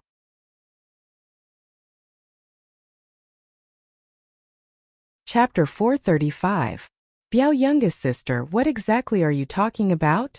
Luo Qian could not help but ask. Shen Miao swept her eyes across everyone and said, "In the Shaochun city, the Luo family has the largest military strength. The leaders of the city guards are also older brother Ling and older brother Sa. The two Ju are also clear about this point, so if they were to really attack the city in order to boost morale, they would definitely deal with the Luo family first. As long as the Luo family is destroyed, the citizens of the Shaochun city would definitely lose their fighting spirit and be captured. If I am the two Ju, even if I have to use all means, I will deal with the Luo family first. It is impossible for the Luo family to escape unscathed." Exposing the terrible reality without any concealment, Luo Tan could not help but tremble and looked at Luo Ling, eldest brother. "Is what she said true?" Luo Ling stared at Shen Miao. "Correct?" Luo Sa's anger suddenly rose. "This cannot be done, that cannot be done. Since one cannot escape and the two Ju have brought troops over, why not fight it out with them? Our Luo family has never produced a coward before, so why would we be afraid of them? There is no need to be anxious." Shen Miao suddenly spoke. The hall was silent for a moment before Luo Ling looked at Shen Miao and softly said, "Does Biao youngest sister have a brilliant plan?" "Cannot be considered as brilliant." Shen Miao's brows were calm. She was born delicate and pretty, and in the midst of all the anxious emotions, only her expression was indifferent. Everyone then discovered that from the beginning till now, Shen Miao had not shown any other emotions.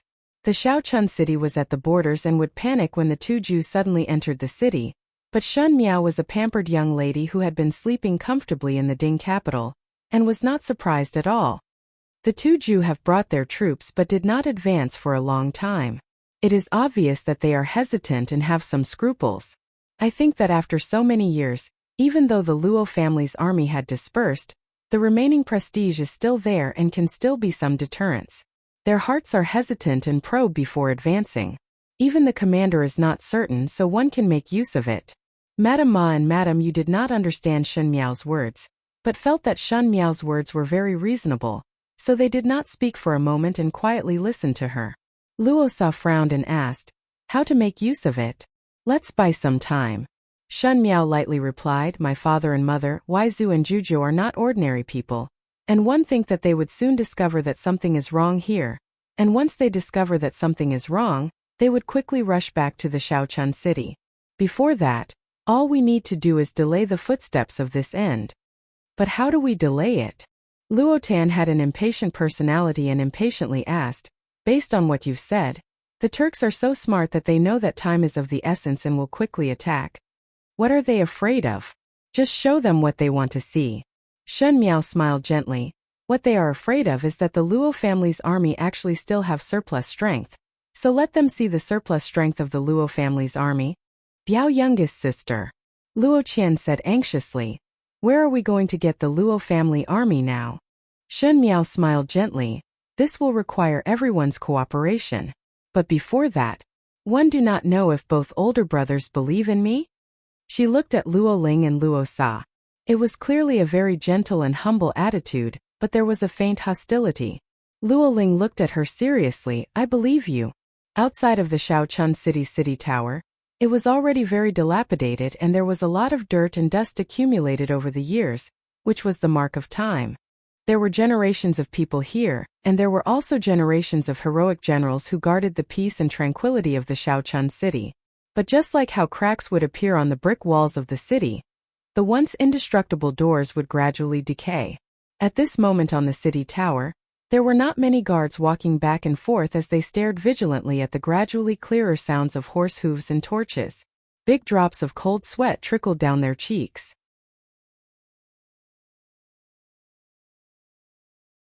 Chapter 436. The two Jews were savage by nature and it was impossible for them, who had been slacking for many years, to go against them. And from the movements there were quite a number of two Jews. The fear was mutual and in a moment, the footsteps of the city guards became much heavier. Just when the people not far away were ready to move, someone from the city guard suddenly shouted, "What is that?" Even the sound of the heavy rain in the rainy night could not cover the surprise in the words. Everyone looked back and saw that in the Shaochun city, one did not know when large and small torches had appeared. These torches were densely packed and accompanied with the sound of the sky shaking noises. If one listened carefully, there was even the sound of horses. When the two armies confronted each other, naturally there would be spies who climbed high to inquire about the news in the city. The city guard standing at the city gates could see it, and the two Jew spies outside could also see it. Those inexplicable men and horses that appeared were especially clear in the rainy night, and the sky-shaking shouts along with the messy sounds of the horses galloping on the ground, accompanied by the wind and rain. There was an unstoppable magnificence of thousands of troops and horses. "It is the Luo family's army. It is the Luo family's army." Someone from the city guard shouted and almost kneeled down in joy. "The Luo family's army has regained its glory." The 100-year-old Luo family had been declining for many years, and the Luo family's army that remained in these years were all small businesses. The sudden shout made everyone recall the invincible grace of Luo Sui's army in the past. It was as if there was a new hope and the morale soared in an instant. The few men and horses in the city guards pulled out their swords and looked around. The blood and heat in their bones seemed to be ignited and the shouts from their mouths, along with those inexplicable men and horses in the city, rushed towards the Milky Way. The first drumbeat of energy, the second weak and the third exhausted. This sudden surge in morale and the sudden appearance of more men and horses with the name of Luo family obviously shocked the two Jew. The Turks angrily communicated with each other, and the soldiers paused, not daring to approach. After 2 hours of this stalemate, The Turks began to sense that something was wrong. Suddenly, the sounds of fighting came from outside. This time it was a real army. Sun Xian and his men had returned. Even though the two Jews' men and horses were spirited, but they were not as experienced as Luo Sui and Sun Xian, who had been fighting on the battlefield for many years. Their formation was at a disadvantage and they were quickly defeated. In the Shaochun city, at the entrance of the Luo residence, when Luo Ling heard that the soldier in front had returned to report, he then heaved a sigh of relief and respectfully bowed to Shan Miao. This time it is all thanks to younger Biao's sister. Biao youngest sister is so smart. Luo Qian exclaimed. To think of such an idea. Shan Miao let Shen Xen gather all the useful people in the residence, and then gather the commoners on the streets, and lit all the torches that could be used. One person held 2 torches, and then let the blacksmiths use horseshoes to imitate the sound of the horses' hooves hitting the ground. The commoners of the Shaochun city also knew that it was a critical moment of life and death, so they pretended to shout like the soldiers. In addition to the strong wind and rain that night, it was more than enough to deceive the two Jews outside. When the two Jews saw so many torches, they would subconsciously think that there were so many people. The sound of the horses' hooves and the shouts, in addition to the fear of the Luo family's army, would make them think that there was still a portion of the Luo family's forces guarding the Shaochun city. The two Jews had fear in their hearts and did not dare to blindly move forward. They tried to probe and stall for time. As long as they wait for Shen Xian's return, everything would be settled by Shen Xian and the rest. It looked simple, but in a critical situation, it was easy for one to lose their sense of propriety, so how would one think of such a method? Luo Sa's attitude towards Shen Miao also changed a lot. This time it is all thanks to you. Ever since Shan Miao came up with this idea, Luo Tan was filled with admiration towards Shan Miao. At this moment, when she saw that the plan was effective, she pulled Shen Miao's arm and asked, Biao youngest sister, honestly confess, did you secretly read the art of war? I remember that the military books in grandfather's study seemed to be what you said.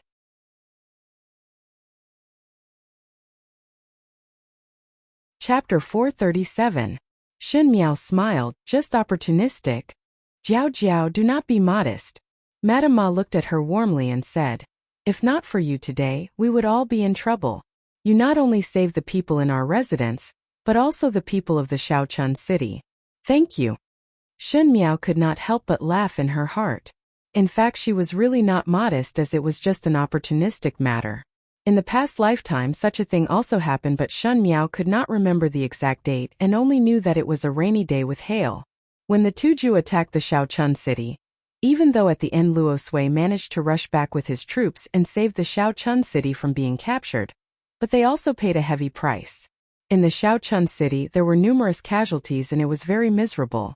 At that time, in order to gain Fu Xiuyi's favor, she was working hard to learn the art of war. She had also asked Pei Lang about this matter, and Pei Lang had given her the same answer that day. Pei Lang said, the Turks have some misgivings, they do not dare to advance rashly. Fighting them head-on is futile, and they have lost the will to escape. It would be better for them to use the empty city stratagem to confuse the enemy. As long as they can delay until reinforcements arrive, they will be able to solve the problem. She had recorded Pei Lang's words in her diary, and it was now very clear.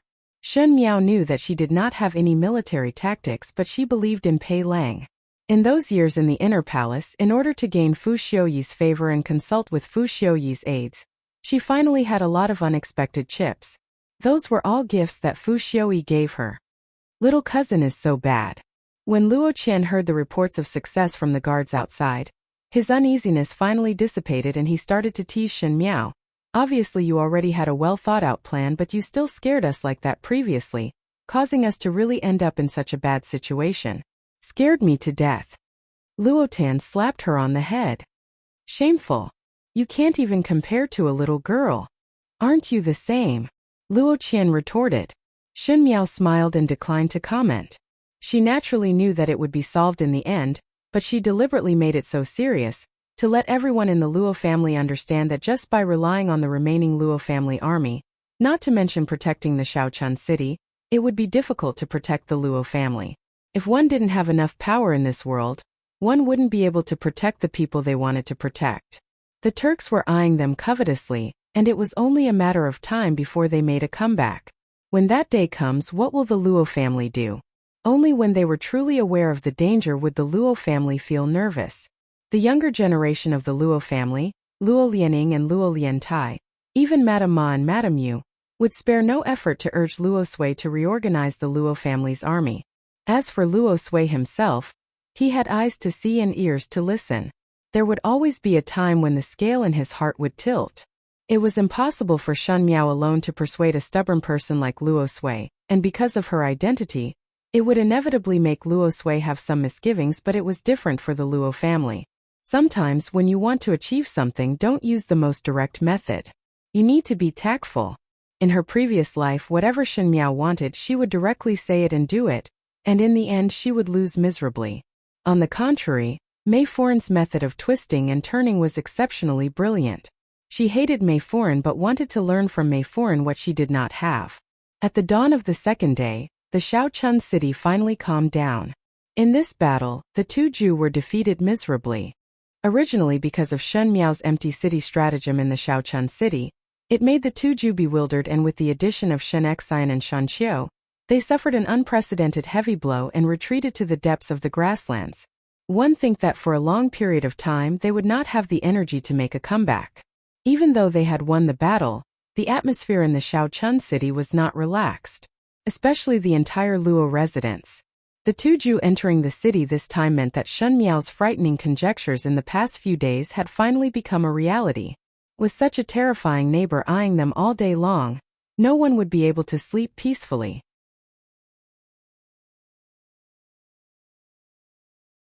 Chapter 438. After knowing that the empty city stratagem was thought of by Shen Miao, Luo Sui had a higher opinion of Shen Miao. Shen Xian was naturally proud and repeatedly praised that his daughter could not be compared to a man. 2 days later, Luo Sui announced in front of everyone in the Luo family that he wanted to reorganize the Luo family's army. The entire Shaochun city cheered and jumped in joy as they spread the news. Even the younger generation of the Luo family were extremely excited. Only Shen Miao's expression was calm, as this was already expected. The night of the two Jews' surprise attack would make Luo Sui determined that rather than being chased, it would be better to make a comeback while he was still young. As for the matter of money, Luo Shuiyan still had some savings, and as for the people to train the soldiers, Shen Qiu and Shen Xian were worried that there was no place for them to use their skills, so naturally they happily agreed. It was not an easy matter to recruit all of those brave generals who had long removed their armors and returned back to train the troops, but the Luo family were all brave generals. Since they had done it, naturally they were determined. In a moment the Shaochun city became lively. The days passed peacefully and satisfactorily. One day, Shen Miao was sitting at the table reading when Luo Tan rushed in and almost knocked over the chair at the door. Guyu jumped in shock. Shen Miao looked at her, and before she could speak, she saw Luo Tan panting and stroking her chest. "Biao, younger sister, have you heard?" "What?" Shen Miao asked. "That little marquis of the Xie clan." Luo Tan gestured in a flurry. "It's the little marquis of the Xie family that I mentioned to you before, the one who is as famous as Cousin Qiu. Didn't he ask to be the marshal to go to the northern borderline to resist the enemy?" Shen Miao's heart jumped, and she looked at Luo Tan and slowly nodded her head. "I know. You've heard the news from before, right? That young Marquis Xie has been winning battles all day, and the Xiongnu have been forced to the edge of the desert." Luo Tan said, "Everyone is saying that when little Marquis Xie returns to the capital, one fear that his meritorious service would be higher than the Marquis of Linan, and His Majesty would definitely reward him with a high official position." These words were not false. Not long after Shen Miao reached the Shaochun city, Xie Jingxing also led the Xie family's army to the northern border. The bravery that Xie Jingxing displayed on the battlefield caused people to click their tongues in amazement. Whether it was arranging troops or fighting alone with the enemy leader, the fierceness and coldness that he displayed made the enemy tremble in fear upon hearing his name. They originally thought that Xie Jingxing would not be able to subdue the Xie family's army, but the Xie family's army had performed miraculous feats in Xie Jingxing's hands. This finally made people put away the last shred of doubt towards Xie Jingxing. Everyone said that Xie Jingxian would be the most outstanding male in Mingqi, and in the future his achievements would be above the Marquis of Linan. When Shen Xian and Luo Sui occasionally talked about this matter, They were full of praises for Xie Jingxing, saying that he was a rare talent in the world. Because Shen Miao knew of Xie Jingxing's ability in her previous life, she was not surprised at all. She patiently listened to Luo Tan's words, but she saw that Luo Tan's eyes were red, and an ominous premonition rushed into her heart. She asked softly, "What's wrong with you?" "Dead." Luo Tan could not hold it in and her tears fell. Little Marquis Xie is dead. In Luo Tan's heart, Xie Jingxing was a hero like Shen Qiu, and she worshipped him very much. At this moment her tears could not be stopped.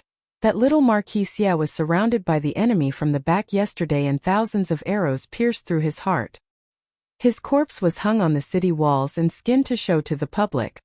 Luo Tan cried, "Biao youngest sister, he is dead. He is dead." The teacup in Jingzhi's hands fell to the ground with a bang, and she immediately looked at Shen Miao in panic. Shen Miao and Xie Jingxing had some friendship, so if Xie Jingxing was dead, what would be Shen Miao's reaction? What would be Shen Miao's reaction? Shen Miao sat in front of the table and quietly looked at the crying Luo Tan. Her expression was so calm that it was scary, as if what Luo Tan said was not an extraordinary event, but ordinary words like the weather was good and the flowers were blooming well. It was just that the more peaceful her eyes were, the tighter her grip on the book in front of her was. Did Xie Jingxing die? Thousands of arrows pierced through his heart, skinned to dry, and hung on the city walls to show to the public. It was the same ending as in the previous lifetime. Was it really Xie Jingxing? Shen Miao thought absent-mindedly, as if she was trying to distinguish if this news was a joke or reality. However, what floated in her mind was that day in the courtyard of Guangwentang, when glutinous rice dumpling tricked her out to talk, and the tall and handsome youth that walked out from the forest. That youth was wearing an ivory-white embroidered robe with silver threads. He was handsome and arrogant as he elegantly walked towards her step by step. His lips hooked up into a mischievous smile, and his peach blossom eyes had a smile that was not a smile that was very intoxicating. It was 30% frivolous, 60% probing, and the remaining 10% was a youth's romantic. "So it is you," he said.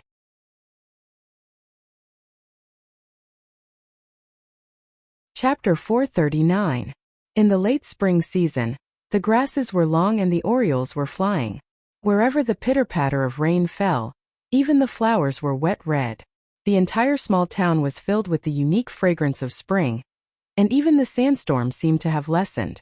The rainwater dripped down from the eaves and created small puddles on the green flagstones. The clear drops splashed up and seemed to be pitiful and adorable. In the birdcage hanging on the beam, the orioles were chirping and the crisp sound of the rain mixed together was more beautiful than the music played by the best musicians.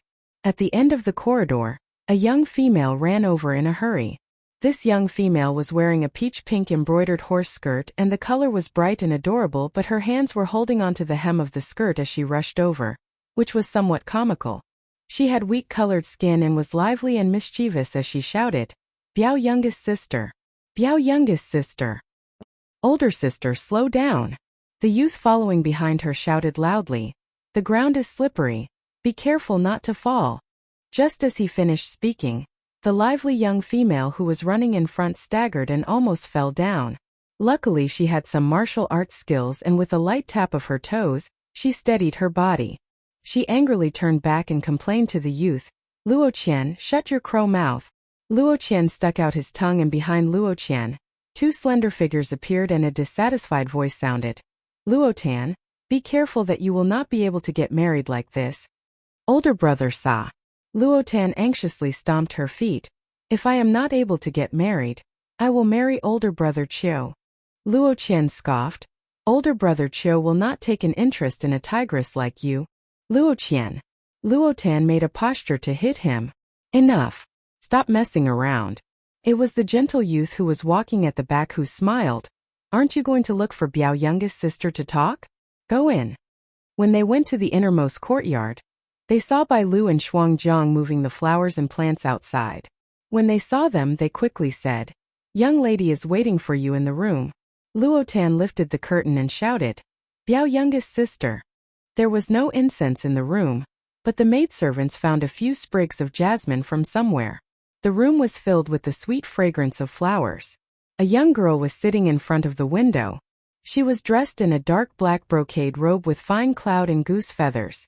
She wore a purple skirt with emerald patterns. The color was very dark, but it didn't make her look old at all. Instead, it made her skin look as translucent as jade. It was drizzling in front of the window. When she heard the noise, she raised her head slightly, revealing a delicate and pretty face. Her eyes were dark and spirited, her eyebrows were elegant, her lips were red, and her teeth were as enchanting as a new moon. Speaking of which, it was quite strange. This young lady's appearance was very delicate, like the morning clouds reflecting the snow, making people feel pity for her. However, her eyes and brows were gentle and combed, giving her a sense of elegance. It was as if he was a person who could bear the burden of magnanimity. Under that calm demeanor, if one looked closely, there seemed to be a hardness that was completely different from his appearance. She looked weak but was actually very strong. She tilted her head and smiled. Her eyes were quick-witted, but it also made people's hearts tremble. It was as if her casual smile had turned the originally simple study into a palace carved with flowers and jade. And she was a noble sitting on a high seat, looking down at everyone with an indifferent gaze. The few people at the door were slightly startled. Even though they had seen it many times, they would occasionally be shocked by this young lady's unintentional elegance. There was a ghostly aura lingering around her every move, and this was roughly the reason. After being stunned for a moment, Luotan was the first to react. With a flick of her hand, she ran in and said, "Biao, youngest sister, your dress is really beautiful." She was after all a young lady. No matter how naughty and mischievous she usually was, her love for beauty was still the same. Shun Miao smiled gently. "If you like it, then let the tailor make another set."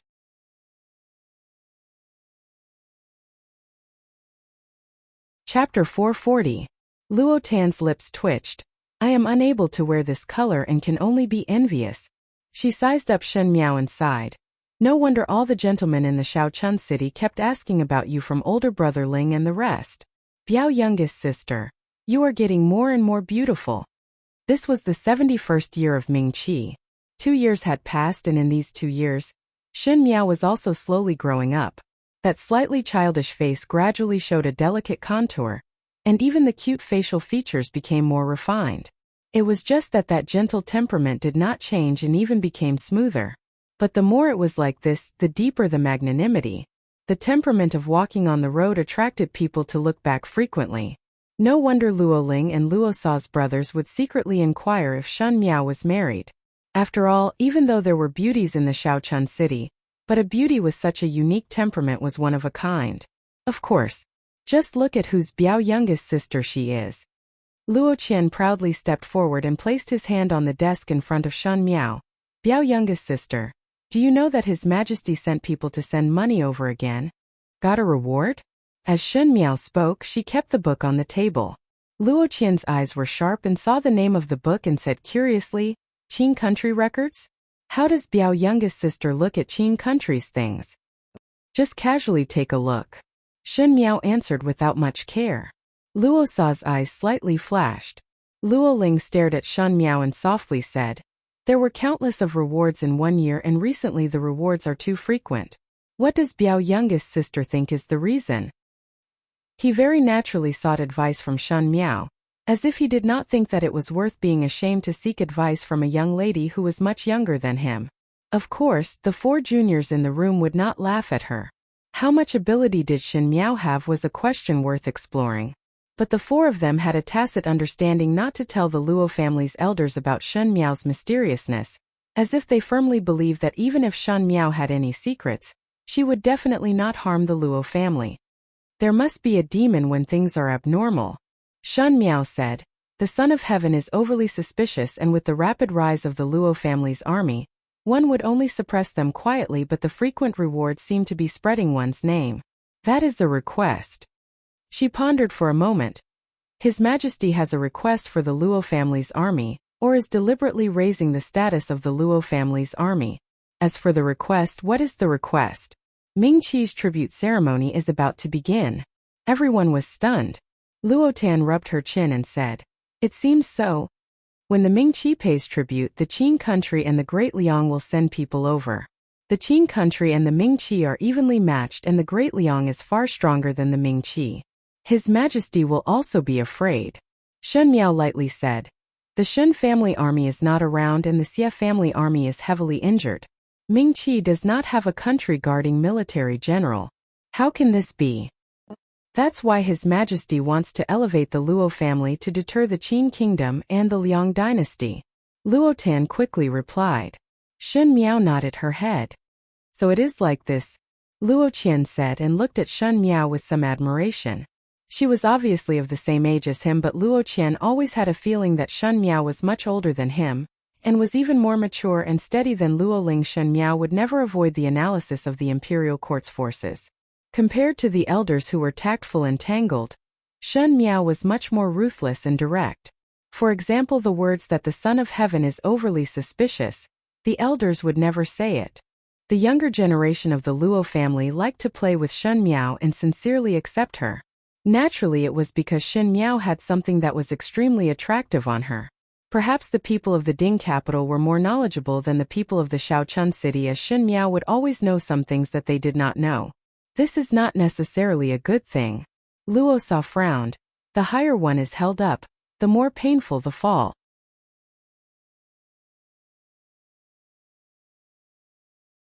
Chapter 441. Correct. Shun Miao said. But it is also an opportunity. What kind of opportunity does younger Biao sister think it is? Luo Ling asked with a smile. It's not easy for the Luo family's army to improve in the past 2 years. His Majesty has the heart to support them. Although the greater the contribution, the more dangerous it was, the Luo family army already had the strength to not be bullied. For the past 2 years, the Luo family army had been trained by the Luo family and not the emperor.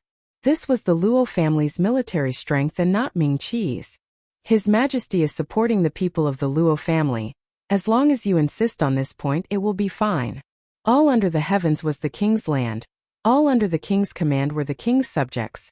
But Shun Miao had clearly divided the Luo family and Ming Qi into 2 sides.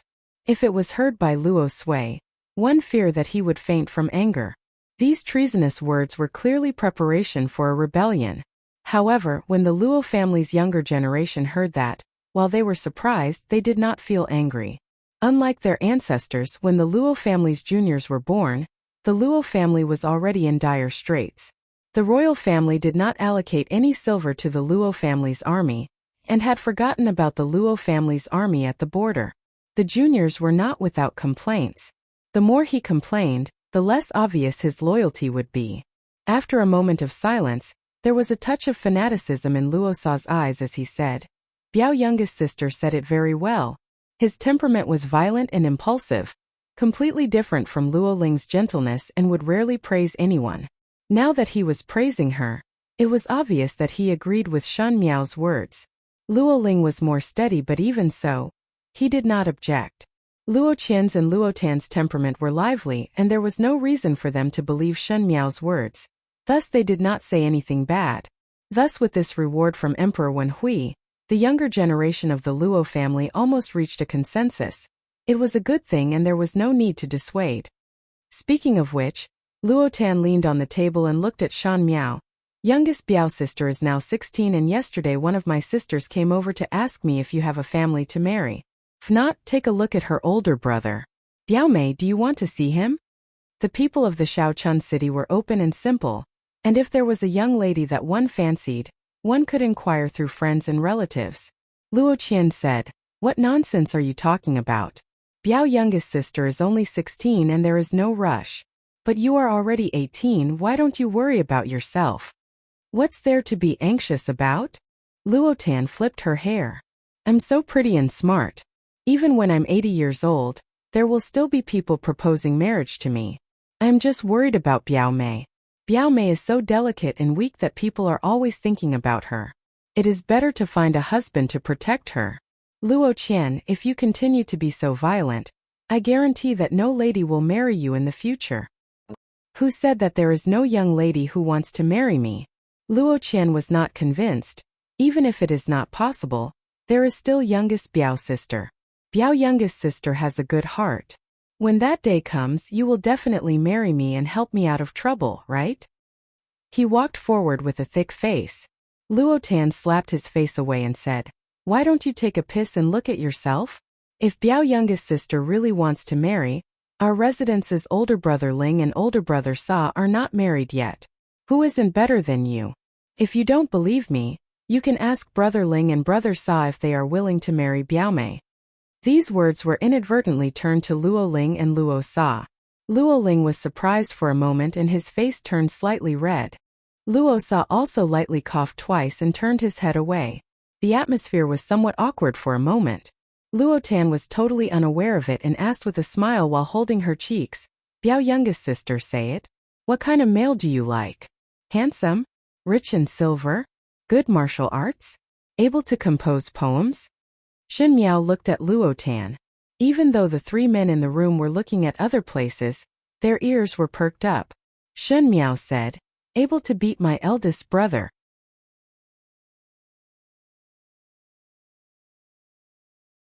Chapter 442. With a bang sound, Luo Qian's feet slipped and fell down as he cried out in grievance, "No, no. Older brother Chou's martial arts is so good. Who can be compared to him?" Coincidentally, at one side was talking about Shen Miao's sweetheart, at the other end, there were people talking about Shen Miao's marriage. In the small room, Madame Ma, Madame Yu and Luo Shuiyan were talking. Different from the Shen residence in the Ding capital, the Luo family's sisters-in-law got along very well. Madame Yu was gentle and honest. Madame Ma was shrewish and Luo Shuiyan had the temperament of a military officer, straightforward and efficient. The three females got along very well in these 2 years. Madame Yu held an invitation in her hand and said to Luo Shuiyan, "This is an invitation from Zhang Foreign in the city, asking us to visit the Zhang residence." Speaking till here, she hesitated for a moment before saying, "One must also bring Jiao Jiao along." Madame Ma laughed when she heard it. "I say that Zhang Foreign usually look down on us martial artists just because there is a top scorer in her residence. How would such a person with eyes at the top of her head send an invitation to us? So it is because the drunkard's intention is not on the wine and came to see Jiao Jiao." Madame Ma nudged Luo Shuiyan with her elbow. "Youngest Gu, this Jiao Jiao now has more face than our father." As Shen Miao grew older, she became more beautiful, and there were a number of people in the Shaochun city who came to inquire about Shen Miao's marriage. Previously everyone did not know the temperament of the young ladies in the Ding capital, and thinking of those rumors, one feared that she was the eldest young lady who caused trouble in heaven and earth. Who knew that in these 2 years, Shen Miao's temperament was very calm, and as compared to those impetuous young ladies, it was to the liking of those Furens. Especially that gentle and magnanimous bearing. One could not help but think that if Shen Miao became the matriarch of the household, she would definitely be able to control the residence. In addition, Shen Miao's looks were not bad, and the Luo family was famous in the Shaochun city. In these 2 years, the Luo family's army was reinvigorated, and the Luo family was like a fragrant cake. The matchmakers almost broke the Luo family's doorstep. Speaking till here, Madame Ma was half jealous and half envious as she said, "One family having a daughter, hundreds of families would seek after her. This is really good, unlike our family's Tanner. Really such a grown-up young lady. Yet she is always fooling around. Not to mention a marriage proposal, there isn't even a matchmaker. If this goes on, could it be that she's going to be an old maid at home?" Ma Sure was originally just joking, but who knew that as she spoke, she really became a bit worried. Luo Shuiyan persuaded, "It is good that Tanner is lively. There will always be a suitable family, sister-in-law. Why are you so anxious? As for Jiao Jiao, she's only 16 years old, but why does she look more mature than a 60-year-old woman? Her temperament isn't like mine, nor is it like her father. I don't know who she took after. What is little aunt worrying about?" Madame Ma didn't know whether to laugh or cry. There aren't many young ladies like Jiao Jiao now. Look at her temperament. Just by sitting there, who wouldn't say she's full of nobility? If you ask me, I'm afraid even the Empress in the palace wouldn't have such an imposing manner. That's why I said that Jiao Jiao's bearing is innate. Correct. Madame Yu also praised, "Sister-in-law and I have stayed in the Shaochun city for so many years, and those old people in the aristocratic families definitely do not have Jiao Jiao's bearing." Luo Shuiyan shook her head and sighed. It was good that she was obedient and sensible, but for such a young temperament to be so calm, it made one feel somewhat worried. Luo Shuiyan would rather Shen Miao had a cheerful temperament like Luo Tan, and watch the bustle, but have the liveliness that a young lady should have. Speaking of which, Madame Yu said seriously, Jiao Jiao is 16 this year. If she does not return to the Ding capital, sooner or later she would have to marry. Does little aunt have a suitable candidate in mind? Previously Jiao Jiao was young, but now she is 16 and should be at the age to talk about marriage. Now all the families in the Shaochun city want to marry Jiao Jiao home. Is there no one that little aunt likes?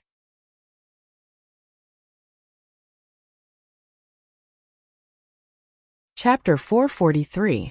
Luo Shuiyan was surprised for a moment.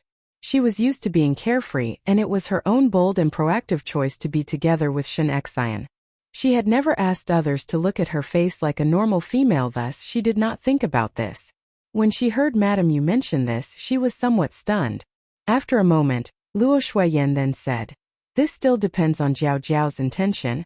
Youngest Gu, you are really willing to let a young lady like Jiao Jiao marry?" Madame Ma sighed, so intelligent and not irritated, with a personality that makes one dote on her. If it was me, one would definitely not be willing to let her marry out and raise her for a lifetime. Different from the aristocratic families in the Ding capital, the people in the Shaochun city would not think that it was better for a female to marry out as early as possible. On the contrary, they felt that the longer a female stayed in the residence, the more pampered they would be. Madame Ma said, "Speaking of which, Linger and Sar have reached the age of marrying a wife. Why not Jiao Jiao marry into our own family?" Madame Ma asked probingly. She had a sudden whim, but Madame Yu's eyes lit up when she heard it.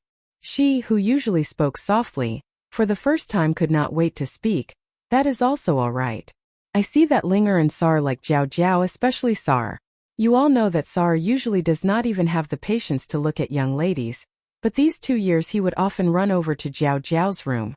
Their relationship as cousins is very good, and I know my own son that Sar definitely likes Jiao Jiao in his heart." Luo Shuiyan opened her mouth, but before she could speak, she saw Madame Yu shaking her head. But Sar is impulsive and does not know how to dote on others. If Jiao Jiao were to marry over, I fear that she would be wronged, and that fellow is a blockhead. It is still Linger who is the best. Linger has a gentle temperament and is slightly older. The last time the cousins went on an outing together. Speaking of which, there were a number of people who came to Linger for marriage these few years, but Linger himself did not fancy one, thus I cannot say much about him. Linger definitely likes Jiao Jiao. Otherwise he would not look for Jiao Jiao to talk after leaving the army. Madame Ma was not happy when Madame Yu spoke to herself and was not to be outdone. Eldest saw, "How can it be calculated like this? According to what you said, our families Qianer and Jiao Jiao's age are similar. They were about the same age and usually played well together. Although Qianer was a little mischievous, she was more considerate. Playing together with Jiao Jiao like this was the best. There is also our family's Tanner. Tanner and Shoer are a pair. In this case they can be even closer." Finishing, Ma Shi looked at Luo Shuiyan. "Youngest Gu, what do you think?" Luo Shuiyan. Two pairs of ardent eyes looked at her. Luo Shuiyan braced herself and said, "This still depends on the children's intentions." She did not expect that Madame Yu and Madame Ma would have such thoughts. But when Luo Shuiyan thought about it carefully, she did not feel that it was bad. First of all, they were all part of the same family. The younger generation of the Luo clan all had good characters and good looks. This was exactly what she liked. The official position does not need to be too high, the money does not need to be too much. The most important thing is to treat Shen Miao well, and place Shen Miao in his heart. She had also experienced it from the side of a young girl in love. Not to mention Shen Qiu's side, even these few sons of the Luo family. Luo Ling was gentle, Luo Sa was brave, Luo Qian was cheerful, and the most important thing was that they were kind-hearted. If Shen Miao was good with any one of them, the days in the future would only be sweet and not bitter. But Luo Shuiyan still had to depend on Shen Miao's intentions. She also did not know what kind of person Shen Miao liked. Originally she knew that Shen Miao liked those like Fu Xiuyi, but in these 2 years, Shen Miao did not mention about Fu Xiuyi at all, which made her gradually put her heart at ease. But her own daughter had such a dull temperament, thus Luo Shuiyan was worried. Why not find an opportunity to ask Jiao Jiao's intentions? Madame Ma hurriedly said, If Jiao Jiao really fancy one of our family, no matter who it is, our Luo family would burn incense and have good luck. It is better to settle the marriage early so that the sons will be smart and the daughters will be beautiful.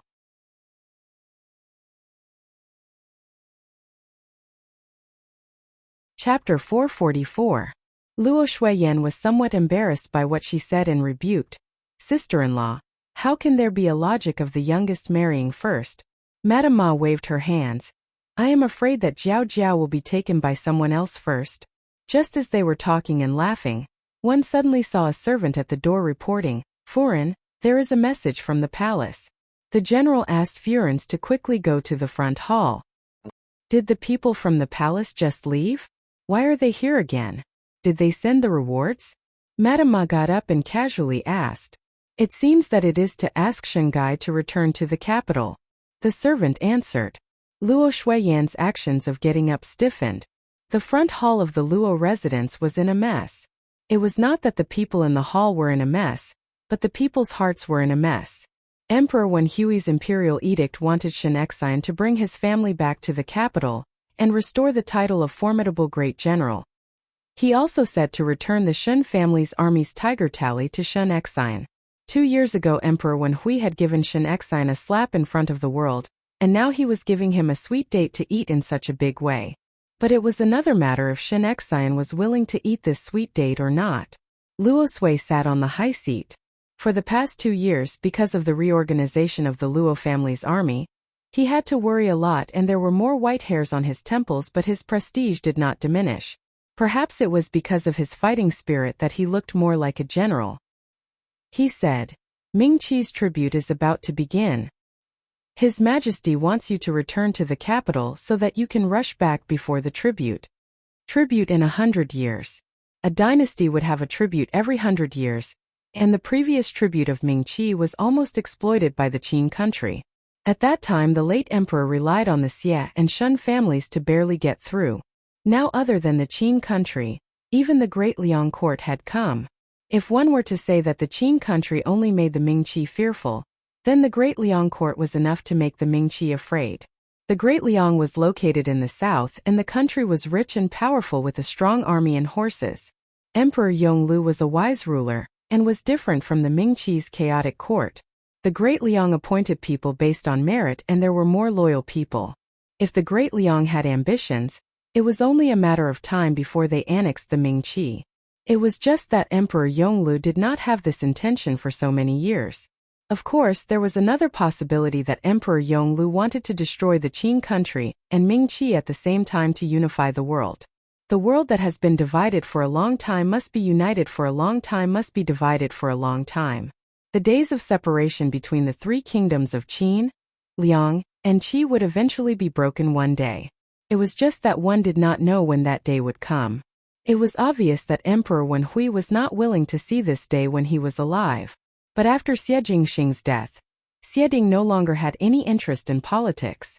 Only the remaining Shen family had their tiger tally seized and rushed to the Shaochun city. No one knew if Emperor Wen Hui regretted it, but at the moment, Emperor Wen Hui hoped that Shen Exine could support the situation. Especially when Shen Exine helped Luo Sui to reorganize the abandoned Luo family's army. One could see Shen Exine's outstanding ability to lead troops. Emperor Wen Hui was expressing one meaning. Ming Qi needed Shen Exine. He would appear when needed, and silently retreat when not needed. Perhaps the Shen Exine of the past had such an awareness, but the Shen Exine who had been mercilessly treated by the royal family might not be so selfless. A scholar would die for his bosom friend. Could the imperial family of Ming Qi be considered as bosom friends? You should go back. Luo Sui said, Shen Exine, take back all the things that you have lost. Let them see what kind of person the Luo family's son-in-law and the Shen family's son is. Shen Miao jerked her head up. She had expected that Emperor Wen Hui would summon Shen Exine back to the capital after 2 years, and also expected that the situation in the Ding capital would have earth-shattering changes, but she did not expect that the usually old-fashioned and dignified Grand General Luo would actually say such treacherous words. She slightly opened her eyes, and when this look fell into Luo Sui's eyes, Luo Sui smiled and looked at her. Girl, you also think so? Am I right? Everyone's eyes in the hall landed on Shen Miao. Luo Lianying's and Luo Liantai's expressions slightly moved, but in the end they did not say anything. Xin Miao sighed in her heart. Her little bit of skills could not be hidden from Luo Sui, this kind of all-powerful veteran general.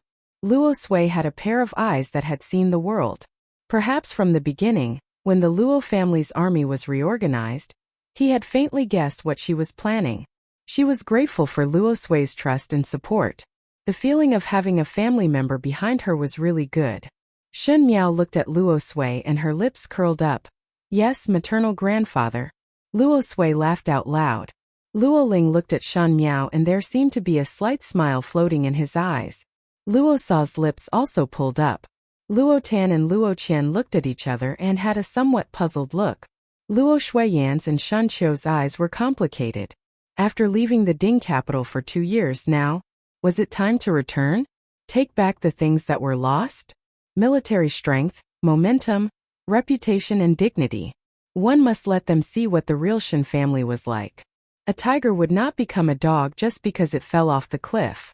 A dragon that swam in the water would one day soar to the 9 heavens. Shen Xian cupped his hands towards Luo Sui and said, "Listen to General's teachings."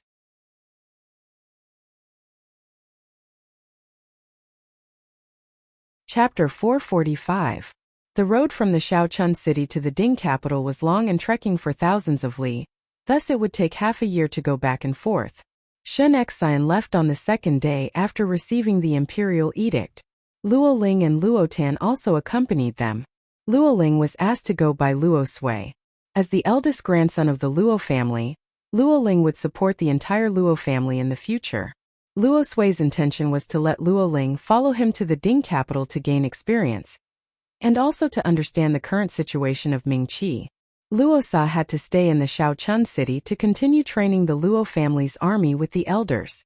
Originally, Luo Tan and Luo Qian were not allowed to tag along. Who knew that Luo Tan would secretly climb onto the carriage and hide in the box at the back of the carriage?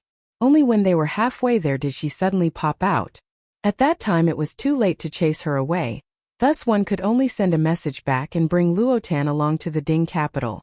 Luo Tan was full of yearning for the Ding capital and repeatedly assured that she would not cause trouble before finally traveling with Shan Miao and entourage. Other than the front of the Shen family's army that he brought back, this time Shen Xian also brought a portion of the Luo family's army. This group of people were personally trained by Shen Xian and Shen Qiu and were the most elite people. If any of them were placed in other teams, they would be considered as a small leader. This group was trained by Shen Xian himself and followed him in the name of bodyguards. From the beginning of spring until late autumn, the green trees along the way had all turned into withered leaves, swaying with the wind and falling into the soil. When the entourage of people started to add clothes, they were just about to reach the Ding capital. The sky gradually darkened and the group of them rested in an inn outside the city. Shen Qiu said, "Tomorrow morning we will enter the city and find a residence to stay in." At the beginning when she left, the Shen family's residence was separated so naturally it was impossible to return to the Shen residence. Previously at the Luo family, Luo Shuiyan had told Luo Sui about the matter of splitting the family, so Luo Ling and Luo Tan were not surprised. Luo Tan rested her chin on her hand and said with a yearning expression, "Gu gu gu fu. Let's find a lively place to stay. Okay? I have never been to the Ding capital before. It would be great if I could find a house where it would be lively the moment I step out." Luo Shuiyan smiled and said originally the eastern part of the city was the most lively, but we haven't been back there for 2 years. I don't know if it has changed. Isn't that simple? Luo Tan asked the waiter who was serving the dishes. This young brother. Do you know where is the most bustling place in the Ding capital? The waiter didn't know the identity of this group of people, but he saw that they had brought so many people with them and that they were dressed very well. Especially the young lady sitting in the middle. She was young but had an outstanding bearing. With one look, he knew that she was a young lady from a noble family. Immediately she did not dare to neglect and replied enthusiastically, "Young lady, there are many lively places in the Ding capital." The east and south sides of the city were quite lively. There are many shops in the east of the city. It's convenient for a lady to buy some cosmetics. There are many restaurants in the south of the city. If you want to eat, go to the south of the city. Luo Tan was obviously not very satisfied with this answer. She wrinkled her nose and said, "That's it." The waiter was afraid that he would make her unhappy, so he thought for a while and said, "If Miss really wants to have some fun, it's better to go to the south of the city. Recently the people of Qin and the Great Liang came.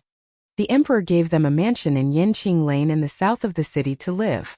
Yanqing Alley is in the south of the city." "What is Yanqing Alley?" Luotan asked. "Yanqing Alley is the most expensive piece of land in the Ding capital," Shun Qiu explained. "It is a good place that even the relatives of the imperial family would not be able to live in. Even the few imperial highness princes did not live in that area when they left the palace. Only the imperial brother-in-law stayed in Yanqing Alley for a period of time." Luotan was first surprised. This Yanqing Alley is actually so expensive. Then she was somewhat disappointed. But since it is so expensive, we would not be able to afford the residence there.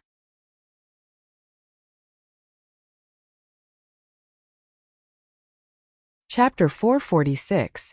When the waiter heard this, he was startled and carefully looked at Luotan.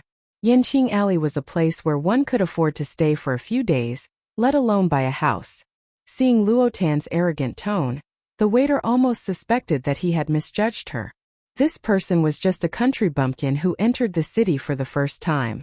"It does not matter." Shun Miao opened her mouth. "There is a street next to the Yanqing Lane and it is adjacent to the restaurant. It is just outside the lane and the price is not that expensive. One can always afford it. It's not far from Yanqing Alley, so it's not bad to take a step back." Hearing this, the waiter was taken aback. He subconsciously said, "This young lady is right. That is indeed the case."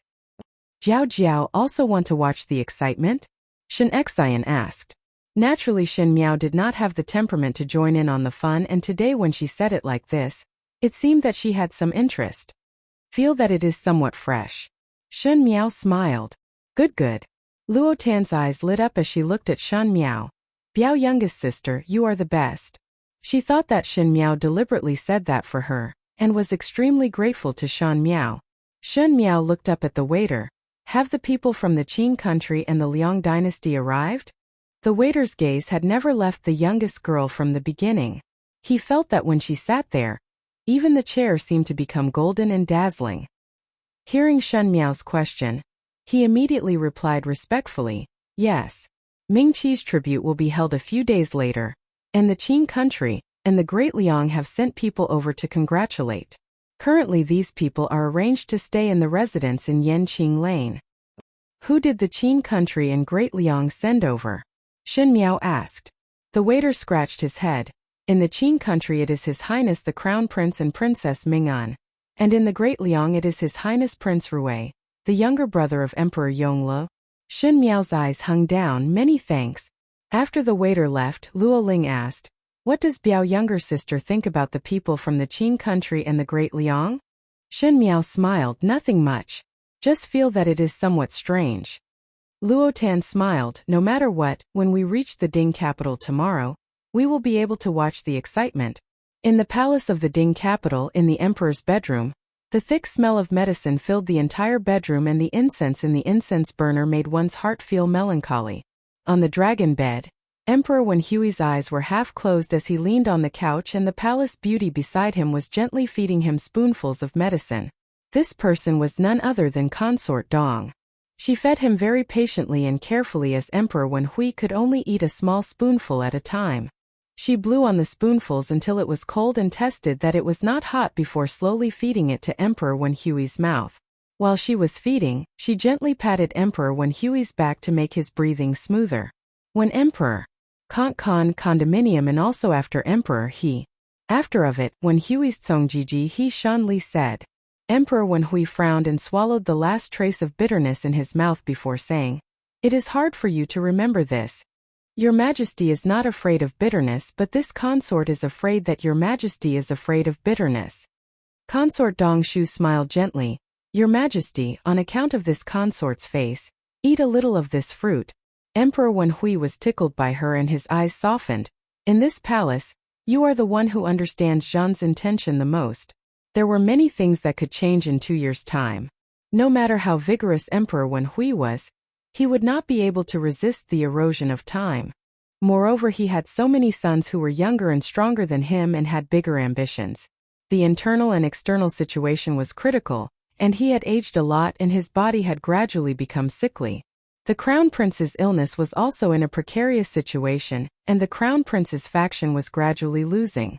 Prince Zhou and Prince Jing were aggressive and Prince Xian and Prince Li were eyeing covetously.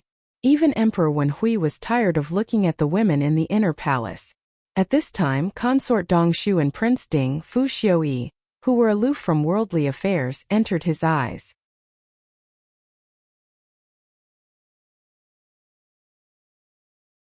Chapter 447. The most reassuring thing for an emperor was a son and a woman without ambition. When Emperor Wenhui was sick, he loved to summon Consort Dongshu to serve him. Under such imperial favor, Consort Dongshu was as cautious as usual and would not take the initiative to talk to Emperor Wenhui about Prince Ding's matter, which made Emperor Wenhui even more satisfied. Occasionally he would talk with Consort Dongshu about some unhappy matters in court. The tribute is about to begin. Emperor Wenhui sighed. The messenger said that Shun Exen will return to the capital in these few days. I banished him 2 years ago, and I'm afraid he still has resentment in his heart. If it weren't for the urgency of the situation, I wouldn't have invited a wolf into my house. Your Majesty, Consort Dongshu said with a smile, General Shun is your official and naturally needs to do things for you. He will do whatever you want him to do, so why does your Majesty torment yourself? Minister, Emperor Wenhui sneered. This official's prestige is bigger than Zhen's. How can Zhen believe that he wants to be an official? It was the same for Xieding in the past, but he lost his son. Now that the Xie family is unable to withstand a single blow, we can't be bothered to exterminate them. The Shun family after the tribute was still. I can't help feeling uneasy. Consort Dongshu no longer spoke. At this time, if she were to speak, there would be the possibility of the inner palace interfering in politics. Therefore, he lowered his head and did not say a word, only fiddling with the enamel bowl. In Consort Dongshu's Shufang Palace, there was a person standing at the moment. That person was wearing a luxurious robe and had a cold elegance. It was Fu Xiuyi. Compared to 2 years ago, he seemed more mature and steady, with an indescribable style. Shin Xian is resting outside the city today, and will enter the capital tomorrow morning. The guard in front of him bowed and said in a low voice to him. Fu Xiuyi gripped the cup in his hand tightly, and one did not know what he was thinking about. After a moment, he suddenly smiled. Gentleman Pei's divine foresight is indeed correct. Tomorrow at the capital, he said, pass down the order. All the guards at the city gates listen up. When Shin Xian returns to the capital, the entire city must welcome him. The guard cupped his hands in acknowledgement and hurriedly retreated. Fu Xiuyi stood with his hands clasped behind his back and a trace of seriousness flashed across his face. 2 years ago, the Shun family took drastic measures and messed up all his plans. Now returning to the Ding capital, Fu Xiuyi had a feeling that this was a chess piece of the Shun family's plan. Perhaps Shin Xian had long known that there would be a day when he would return to the capital, so he was so decisive when he left. Since it's like this, then how about roasting the Shin family on top of the scarlet flames once more? Let the Shin family be a target, and let Emperor Wenhui, Prince Zhou's faction, Prince Li's faction, and even the Qin country and the Great Liang keep their eyes on Shin Xian, this fat piece of meat. He was a vengeful person after all, and he hated being toyed with by others even more. Daring to scheme against him, Fu Xiuyi, the Shun family must pay the price. On the morning of the second day, Shin Xian's group set off once again. If one were to start their journey from this inn, they would be able to reach the Ding capital before noon. Since he still needed to find a house, it was best to do it as soon as possible. When they reached the Ding capital's city gates, the guards at the city gates saw Shin Xian's waist token and were immediately in awe. So it is General Shun. As they spoke, they quickly opened the city gates and welcomed Shin Xian and entourage in. Luotan said, Uncle, they seem to respect you very much. It seems that Uncle's official position is very high. Shun Qiu and Shun Miao frowned at the same time. That day when they left the Ding capital, those guards looked at their faces coldly, and could not wait to hit them when they were down. Now with such enthusiasm, it was definitely not only because they needed him to come back to deter those people in the Qin country.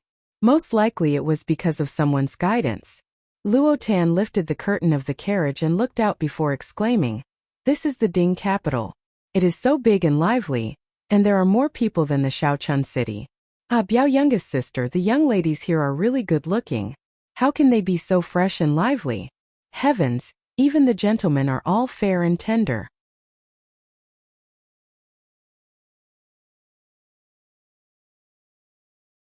Chapter 448. She was so noisy that people nearby heard her and turned their heads to look in her direction. It was not a big deal if one did not look, but when one saw, one exclaimed, "It's General Shun. General Shun has returned. General Shun is back." Shen Exine already had an illustrious reputation in the hearts of the common people of Mingqi, and with the Xie family's mishap in these 2 years, the Shen family also moved away. It really made one feel a hero's end of the road. Even when the Qing country and the Great Liang's people came to the Ding capital, they would suddenly have a feeling of being unable to protect themselves. And the appearance of Shen Exine at this time undoubtedly gave the commoners a pillar of support. Immediately more and more people gathered around and exclaimed, "General Shun has returned." For a moment, the cheers of the crowd almost blocked the entire path of the carriage. The commoners were shouting fanatically, and their faces were full of admiration. Luo Tan covered her mouth. "Oh my God, uncle has such a high reputation in these people's hearts." Luo Ling and the rest who were outside had an embarrassed expression. It was a good thing to have people lining the streets to welcome him, but it was also not bad to be chased after by others. Every year when Shen Exine returned to the capital in triumph, he would always be like this. But now, Shen Exine did not return with a body full of meritorious service. Instead, he was summoned back by the emperor 2 years after being expelled from the capital. The louder the cheers of the commoners, the louder it was, as if it was a slap on Emperor Wen Hui's face. If this was not directed at Emperor Wen Hui, then what was it? In the carriage, Luo Shuiyan's and Shen Miao's expressions also sank. Especially Shen Miao, her gaze suddenly turned cold. Only Luo Tan did not know what had happened and was happy for Shen Exine's prestige. The road was blocked to such a state that Shen Exine could only let the guards beside him explain to the commoners. When the commoners heard this, even though they were still standing on both sides of the street, they were not as agitated as before and also opened up a path. Mo Qing and Qi first rode their horses to look for a residence. Just like what Shen Miao said, there was a street next to Yanqing Lane in the southern part of the city, and the residence there was not bad. Now that Shen Exine had spent a lot of money on reorganizing the Luo family's army, he was not as well off as before. Even so, when Shen Miao wanted to stay in the residence in the southern part of the city, Shen Exine agreed without a second word. The carriage headed south of the city. The closer they got to Yanqing Alley, the fewer people there were. This was because most of the people living around Yanqing Lane were high-ranking officials and nobles. They were either rich or respectable. Commoners could not afford to live on the land there. The commoners who had come to greet them had also dispersed. The carriage traveled smoothly. Mo Qing and the rest quickly came back to report that they had found a residence to stay in, and would talk about money later.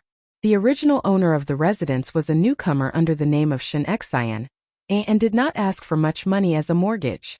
When they were just a wall away from the Yanqing Alley, a gust of wind suddenly blew and coincidentally blew open the curtain of the carriage that Shen Miao was sitting in. The curtain flew up and quickly fell back down.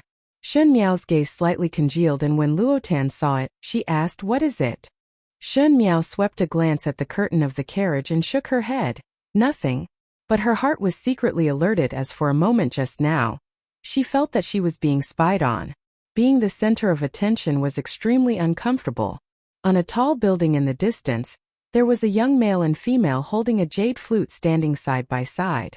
That female was as beautiful as a flower and wore a golden dress. She had big eyes and a small mouth and was covered with pearls and jades. When these tacky jewelry landed on her body, it did not look ugly but made her look delicate and charming.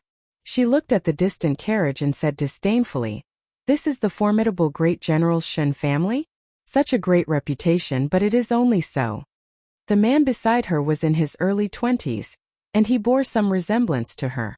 He was considered handsome, but because his nose was slightly hooked, his entire person had some hostility that was hard to get along with. He smiled, To be able to make the imperial family of Mingqi afraid, it is not a simple thing.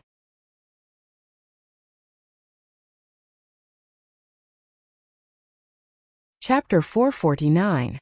Crown Prince older brother is joking again. That young female's brows slanted and she had a very arrogant look. In the beginning the Xie family of the residents of the Marquis of Lin and was also lawless, and until now they are like stray dogs. That Xie Jingxing did not even leave a complete corpse, so one cannot guarantee that the Shen family will be the second Xie family. The male smiled and did not continue the female's words. On the other side, someone was leaning on the building and the lush evergreen trees covered half of his figure, only revealing a corner of his golden robe. One hand was holding the teacup in front of him, and that hand was handsome and strong. There was a white jade ring on the middle finger, making the entire hand look like it was carved out of jade. Holding the teacup close to his mouth, one could see the beautiful chin. His thin lips were slightly red, and because of the tea, it was somewhat moist, but it was even more captivating. The corners of his lips slowly curled up.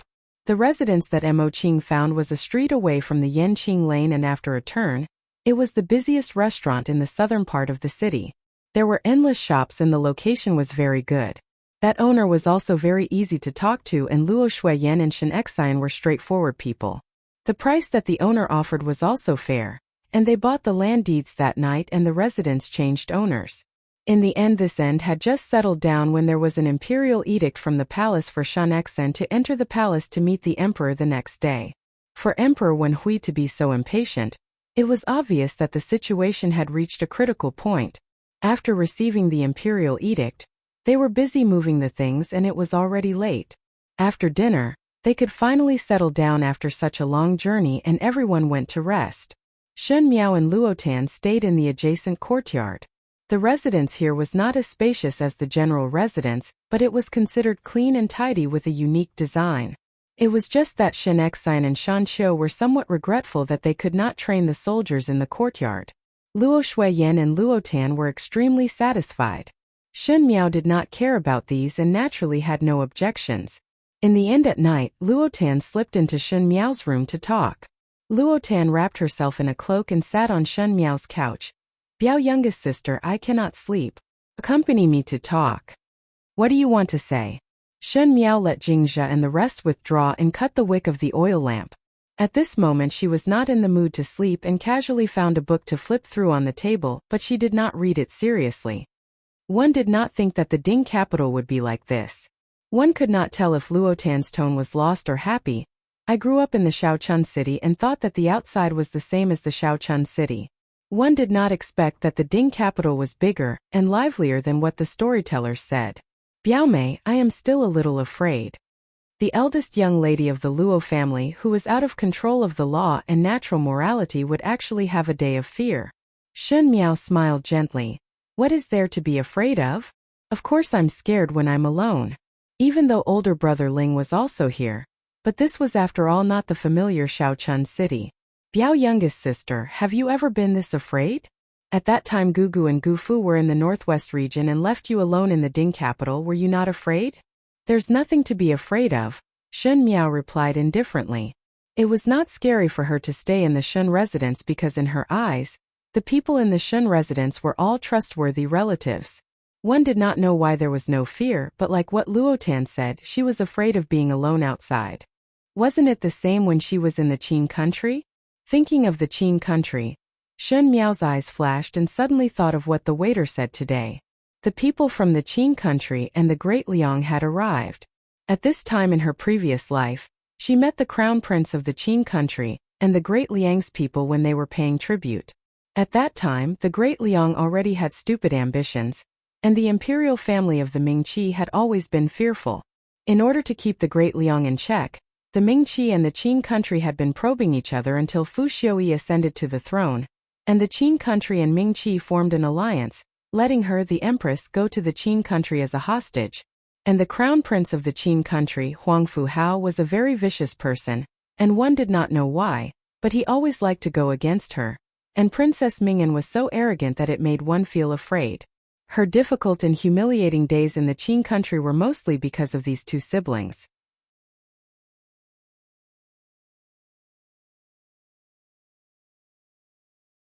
Chapter 450. As for Prince Rui of the Great Liang, Xin Miao frowned. At the beginning when Ming Qi was paying tribute, the envoy that the Great Liang sent over was not this Prince Rui. Instead, it was another relative of the royal family. This Prince Rui's reputation had already spread far and wide. He was the younger brother of Emperor Yonglu, but he rarely appeared in the royal family, and the outside world knew nothing about him. Shen Miao was the Empress of Mingqi in her past life and knew very little about this His Highness Prince Rui. Thus Fu Xiaoyi did not mention much about this person. In the end, some things had changed. Luotan did not notice that Shen Miao was in a daze and continued talking. Originally I was thinking that if I were to make a trip to the Ding capital in my lifetime, I must pay a visit to the little Marquis of the Xia family of the residence of the Marquis of Lin in Mingqi, but did not think that now that I am here, I would not be able to see him anymore. At this point there was a hint of sadness in his voice. Why didn't you wait for me to come and see me? Shen Miao was slightly surprised for a moment, and the figure that she rarely thought of in the past 2 years gradually became clear in her mind. Fang Yuan returned to the Ding capital and found a servant from the original residence to talk about what happened 2 years ago. The residence of the Marquis of Lin and was one of the major events. Ever since Xie Jingxing's death, the Xie family army's vitality was greatly damaged and Xie Ding aged by 10 years in one night. Xie Ding originally requested Emperor Wenhui to resign, but Emperor Wenhui did not allow it. Although Xie Ding still maintained his official position, he did not have any fighting spirit at all. He spent his days muddling along aimlessly. It was his 2 Shu sons who had entered officialdom. Even though they did not hold a high position in the court, they had a good reputation. It was assumed that after a few more years, they would be able to become outstanding figures in the younger generation of Mingqi. It was when the news of Xie Jingxing's death reached the Ding capital, Princess Rong Exine went to the residence of the Marquis of Lin and to create a ruckus. He scolded Xie Ding for being heartless, for a marquis residence to lose Princess Yu Qing and Xie Jingxing without rhyme or reason. It was really a man-eating devil's den. Princess Rong Exine was crying and angry at the same time, and almost smashed the residence of the Marquis of Lin uncleanly. After that, he became more and more reclusive and rarely came out. The Su family, who had a good relationship with the residents of the Marquis of Lin, and had also declined in these 2 years.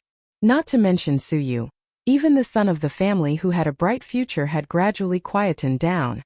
In summary, the decline of the Xie family was due to the fall of Xie Jingxing, and the commoners were filled with regret when they mentioned it. A romantic youth, untamed and heroic. He was originally heroic and vigorous on the battlefield, but in the end he died a tragic death. It was no wonder that when the young ladies of Mingqi heard of Xie Jingxing's death, they cried uncontrollably. Shen Miao looked at the dancing flame and closed her eyes. In a blink of an eye, she saw that Luotan had fallen onto the couch and was sound asleep. Luo Shuiyan combed her long hair with a comb. Although she was already a mother of 2 children, her hair was still black and shiny. There was not a single strand of white hair on her head. Shen Exine took off his heavy armor and heard Luo Shuiyan say, "Entering the palace tomorrow, my heart will always feel heavy. What are you afraid of?" Shen Exine walked behind her and pressed on her shoulders, comforting her. "It is not our first time entering the palace. Could it be that you are afraid of music? Don't be afraid, I'm here." "I'm not afraid of that." Luo Shuiyan rolled her eyes at him. "You and I both know that we came back this time. One fear that that person in the palace would have a knot in his heart. Originally I had talked about this matter with Father, and Father said that he was afraid that His Majesty would use something to tie down our Shen family." Shen Exine frowned. "What does Furin's words mean?" "Jiao Jiao and Shuo are not married yet," Luo Shuiyan reminded. "If it was in the Shaochun city for these 2 years, it would be alright if both of them got married, and at least one worry would be settled. But one did not expect that His Majesty's imperial edict would come so quickly. Now that our Shen family has regained power, one fear that many people in the capital are watching closely. Would His Majesty, in order to tie down the Shen family, make an issue out of Chior and Jiao Jiao's marriage?" Shen Exine jumped in shock. "How can this be? Nonsense." No matter what, Shen Exine's eyes would not allow political selfishness to be involved in Shen Xiao and Shen Miao's marriage. Not to mention using their marriage to place the Shen family in other forces. Forget about chore, but I feel that Jiao Jiao cannot wait. Luo Shuiyin said. Jiao Jiao is now 16. Not to mention in the Shaochun city, in our Ding capital, this age has reached the age to talk about marriage. After 2 years, when one reaches 18, one would be suitable to marry.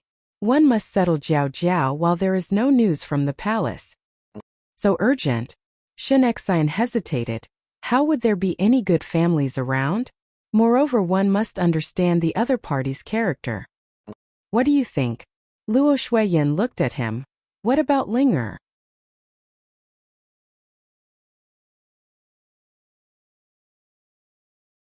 Chapter 451.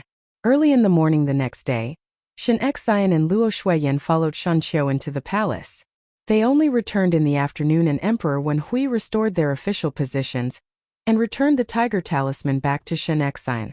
Those Shen family's army that were in the imperial army were once again returned to Shen Xian's hands, but Shen Xian was not very happy.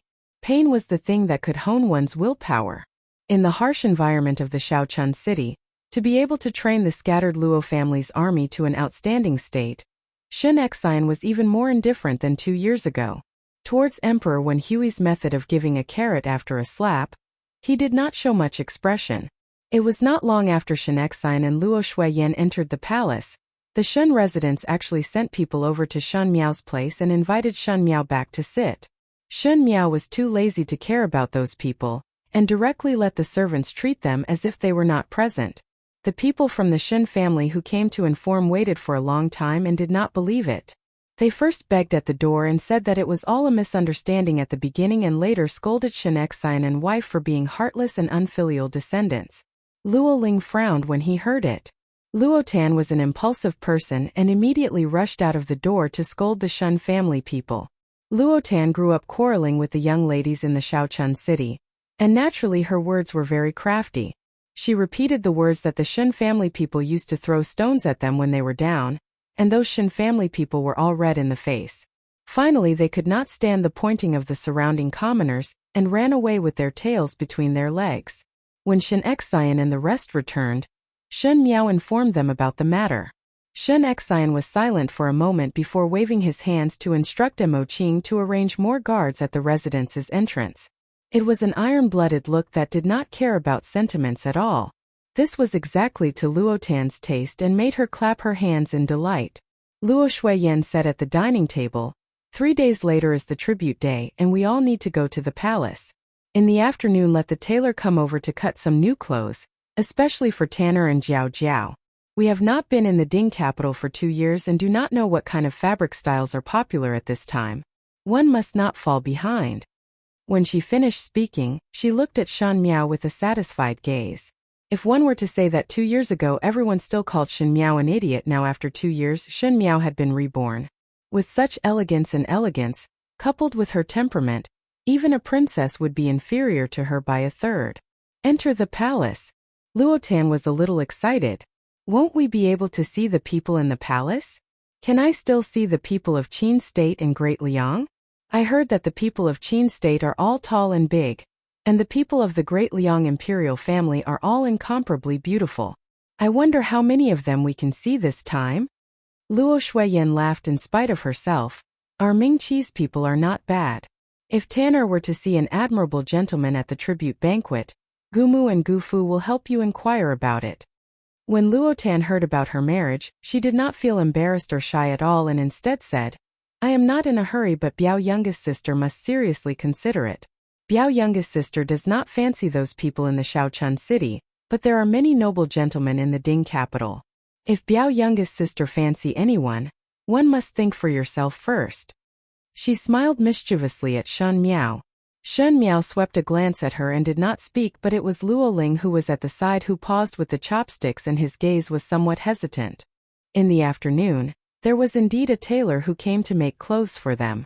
In order to win over Shen Xian, Emperor Wen Hui had rewarded Shen Xian quite a lot when he just returned from the palace. Among them, there were a few bolts of high-quality fabric that could be used to make clothes. Just as it was late autumn, Luo Shuiyin let the tailor measure and made a few pieces for each of the 2 young ladies. Even winter clothes were made. She also picked a lot of jewelry and let others send it over. to dress the two young ladies up beautifully. Actually, it was not Luo Shuiyan's intention to do this, as the tribute was a big matter. Ming Qi must show the richest side of the Qin country and the Great Liang. The civil and military officials would bring their wives and children, and everyone must dress luxuriously and not lose Ming Qi's face. Otherwise they would be the sinner of the world.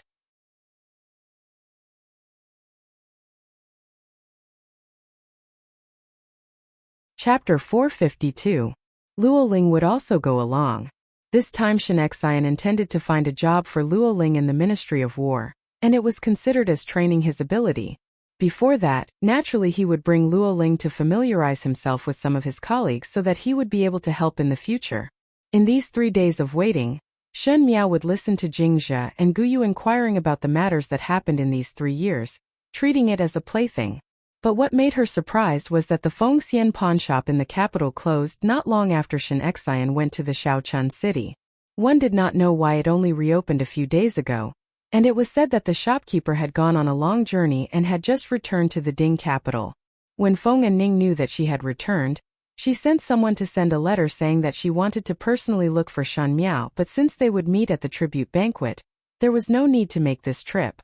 Other than Feng and Ning, Su Minglang also gave her an invitation. The words were crooked and he had his servants send it over behind the back of the residence, making Shen Miao not know whether to laugh or cry. Just like that, he accompanied Luo Tan to the restaurants, and in the blink of an eye, it was already the tribute ceremony 3 days later. Ming Qi's tribute was a major event for the entire dynasty, and early in the morning, the bells and drums of Southern Hill rang. The peddlers on the street were also discussing this matter. However, due to the laws of the royal family, the common people could not enter the palace.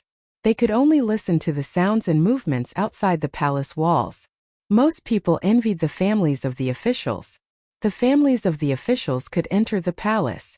If the officials were a bit higher, they could even attend the tribute banquet. Looking at the luxurious banquet, it always gave people the illusion that it was a time of prosperity and prosperity. The commoners were always very simple. They only saw what was in front of them, and felt that this Ming Qi's rivers and mountains would be able to continue on for generations to come. There were very few intelligent people who could see that the external enemies were not cleared and the internal troubles were intensifying. It was only a precarious state, and even if one had given face, how could one really sit back and relax? Shen Xian's carriage stopped at the gates of the palace, and there were already palace servants waiting outside to lead them in.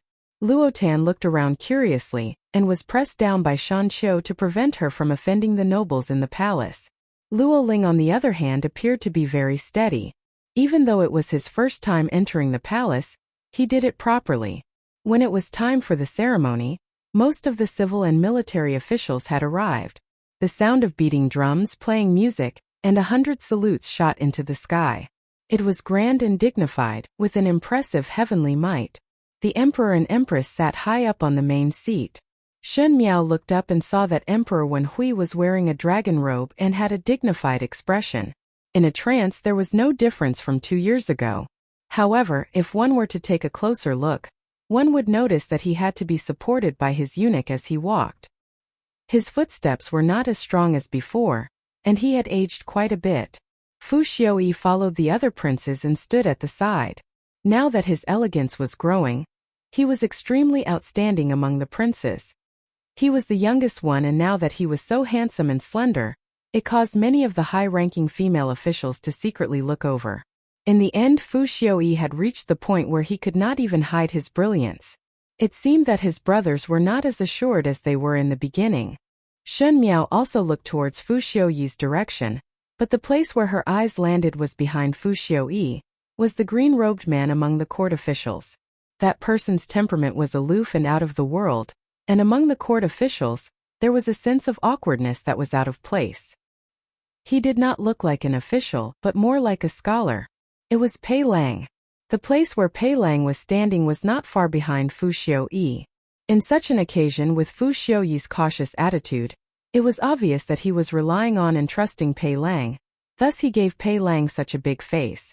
As if he was aware of the gaze, Fu Xiuyi suddenly turned his head over. Shen Miao's eyes moved and did not stop for even a moment. Fu Xiuyi looked at the crowd for a moment before turning his head over.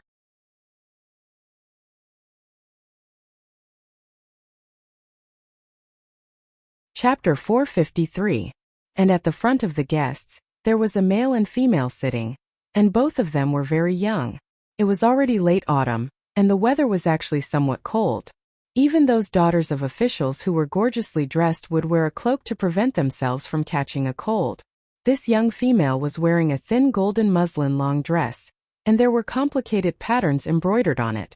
With this kind of needlework, it would take at least a year and a half to complete. This young female's eyebrows were exquisite, but her actions were not very respectful. Even when the ceremonial officer started to recite the congratulatory words, she swept her eyes across everyone with disdain, and there was not a trace of respect in her expression. This young female was Princess Ming'an beside Princess Ming and was the crown prince of the Qin country, Huangfu Hao. Huangfu Hao is better than Princess Ming'an. At least he was not as obvious as Princess Ming'an's unbridled performance. He was still smiling as he watched the proceedings on stage, as if he was genuinely proud of the Ming-Chi's tribute. It was just that under such a smiling tiger, it made one's heart turn cold. It was Luo Tan's first time coming to such an occasion, and she felt that it was a novelty, and naturally noticed the people at the VIP seats. She thought about it and pulled the sleeves of an official's daughter beside her, and when no one was paying attention, she asked softly, "Why is there only the crown prince and princess of the Qin country? Where is His Highness Prince Ruwei of the Great Liang?" That young lady was caught off guard by Luo Tan, and almost jumped in shock. Even though she was somewhat displeased, she still answered Luo Tan's doubts with good upbringing. "His Highness Prince Ruwei of the Great Liang is not feeling well and did not come today." Luo Tan was suddenly enlightened and looked at Shen Miao at the side. Shen Miao was standing beside her, and naturally the conversation between Luo Tan and that young lady was heard by Shen Miao. Luo Tan said, "This His Highness Prince Ruwei's airs are really big. Is this not deliberately embarrassing the emperor?" During the Ming-Chi's tribute ceremony, the Qin country and the Great Liang's people came to congratulate, but at the end Prince Ruwei was absent during the ceremony. Was this not a slap to the imperial family of the Ming-Chi in front of everyone? Unfortunately, the imperial family of the Ming-Chi dared not get angry, and not only that, they had to eat and drink well. There was no reason why, in this world, the strong were respected, and the Ming-Chi would not dare to go against the Great Liang. The tribute ceremony lasted for 6 hours, starting from noon, when the sun was at its strongest, and only ended when it was almost evening. All the civil and military officials and their families could not leave. This was a long period of suffering. It was the same for the emperor and empress. The higher one's status was, the more attention they would receive, and the more they could not show fatigue. Even if Luo Tan was a military family's young lady, she would feel that she was lacking in strength even if she had martial arts skills. When she turned her head, she saw Shen Miao standing upright with both hands crossed in front of her, looking dignified and dignified. Luo Tan could not help but be slightly startled. She quietly asked, "Biao youngest sister, are you not tired?" Shen Miao said, "Not tired." Luo Tan was amazed. The surrounding females were all in the dark using their wide sleeves or skirts to relax.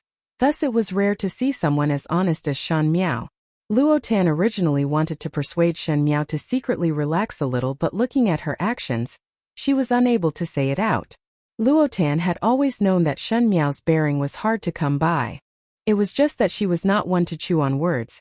Thus she was unable to say what kind of feeling it was, but intuitively felt that Shen Miao looked different from the other young ladies in the Shaochun city. Now at this point there was an illusion that the dignified and dignified bearing between heaven and earth was done by Shen Miao, and that was the correct posture. Even the Empress on the high seat was not as graceful as Shen Miao at this moment.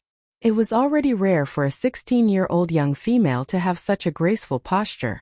Not only Luo Tan noticed this, it seemed that some of the noble family's young masters were gradually attracted by Shen Miao. In a group of dispirited noble females, Shen Miao was simply too eye-catching.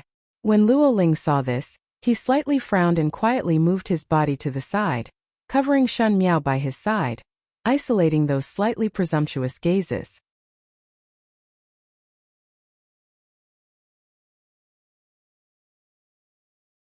Chapter 454. When Luo Shuiyan saw it, she smiled in relief. Shen Miao was completely undecided. Luo Tan winked at Luo Ling, and Luo Ling's cheeks were slightly red as he turned his head away as if nothing had happened. After the 6 hours of offering ceremony was completed, it was time to start the banquet with the Emperor and Empress. Tomorrow's tribute banquet would naturally be a celebration of peace and prosperity, to let the Qin country and the great Liang people see how rich the Ming Qi was. Shen Miao and Luotan had just walked a few steps towards the hall of the palace banquet, when someone patted her shoulder. Shen Miao turned around and saw a familiar face. "Hey, just now I saw you early in the morning but we were too far apart and could not come over." "Shen Miao, long time no see." Feng and Ning hugged Shen Miao back and was full of enthusiasm. Compared to 2 years ago, Feng and Ning looked even more beautiful and the immaturity of a young female was undoubtedly exposed. She had a 100-flower bun and wore a pomegranate red long dress, looking graceful and graceful. She let go of her hands and looked at Shen Miao with dissatisfaction. "Why are you not surprised at all when you see me?" Not waiting for Shen Miao to reply, she continued speaking. "Never mind. You have such a temperament and I forgive you. But..." She looked up and down at Shen Miao. "Not seeing for 2 years, how did you become so good-looking? Could it be that the Shaochun city's water and soil are so nourishing? Why is it that you look like a different person from before?" Today Shen Miao was also instructed by Luo Shuiyan to dress up properly. She was wearing a purple crescent moon phoenix tail dress, and the outer garment was embroidered with big lilacs. Her hair was combed into a cloud bun and there was a jade begonia hairpin on it, and her earrings were small pearls. Her facial features were delicate and pretty but her bearing was breathtaking. As she stood there quietly, there was a gentle and dignified air about her. Her pair of eyes were as clear and black as a newborn deer, causing many young males to frequently turn their heads to look at her. This female's appearance was good and had an extraordinary bearing which was the icing on the cake, making it difficult for one to forget. Luotan had been standing beside Shen Miao, and looking curiously at Feng and Ning. Feng and Ning finally noticed her and asked, "Who is this?" "My Biao older sister Luotan." Shen Miao said. "This is Feng young lady Feng and Ning." Luotan greeted Feng and Ning. Feng and Ning had a fiery temperament and Luotan was straightforward and lively. Both of them hit it off at first sight and quarreled until Shen Miao's ears hurt. When it was time to take a seat, Feng and Ning greeted Feng Foreign and slipped over to Shen Miao's side to sit down, so that it would be more convenient to talk to Shen Miao. Previously, during the ceremony, they had to stand according to their official positions, but now that it was time for the banquet, they could sit as they pleased.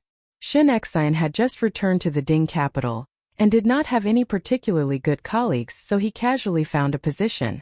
But now that he was invited, back by Emperor Wen Hui, the surrounding colleagues naturally did not dare to neglect him and spoke respectfully. Feng and Ning whispered to Shen Miao's ears, "Tisk, these fence-sitters. Initially when General Shen left the city, why did they not welcome him? Now they are doing intimate actions and putting on airs." Shen Miao gently smiled and declined to comment. One heard Feng and Ning speaking again. "Look, your Tangjia also came." Shen Miao was startled for a moment and raised her eyes to look at the direction that Feng and Ning was pointing at, and just happened to meet the other party's gaze. After 2 years she finally saw Shen Yu again. Ever since Shen Gui's incident, his position in the court had plummeted. He originally relied on all sides to climb up and after Shen Yuan was beheaded, the courtiers saw him as a plague and could not wait to avoid him. Shen Gui himself did not have any ability and was getting more and more destitute every day, so he did not have the opportunity to come to such an occasion. It was Shen Wan's entire family that came. Most likely Shen Wan's career was going smoothly as at this moment he was toasting with people with a face full of smiles. Chan Roqiu was sitting beside him and talking to her foreign with a smile, looking as satisfied as 2 years ago. But time had passed and was not as lively as before. Thinking that the second household did not have a son, old Shen Foreign had also put a lot of pressure on the third household and Chan Roqiu had to bear the pressure of old Shen Foreign to give Shen Wan more branches and leaves, thus it was not easy for her.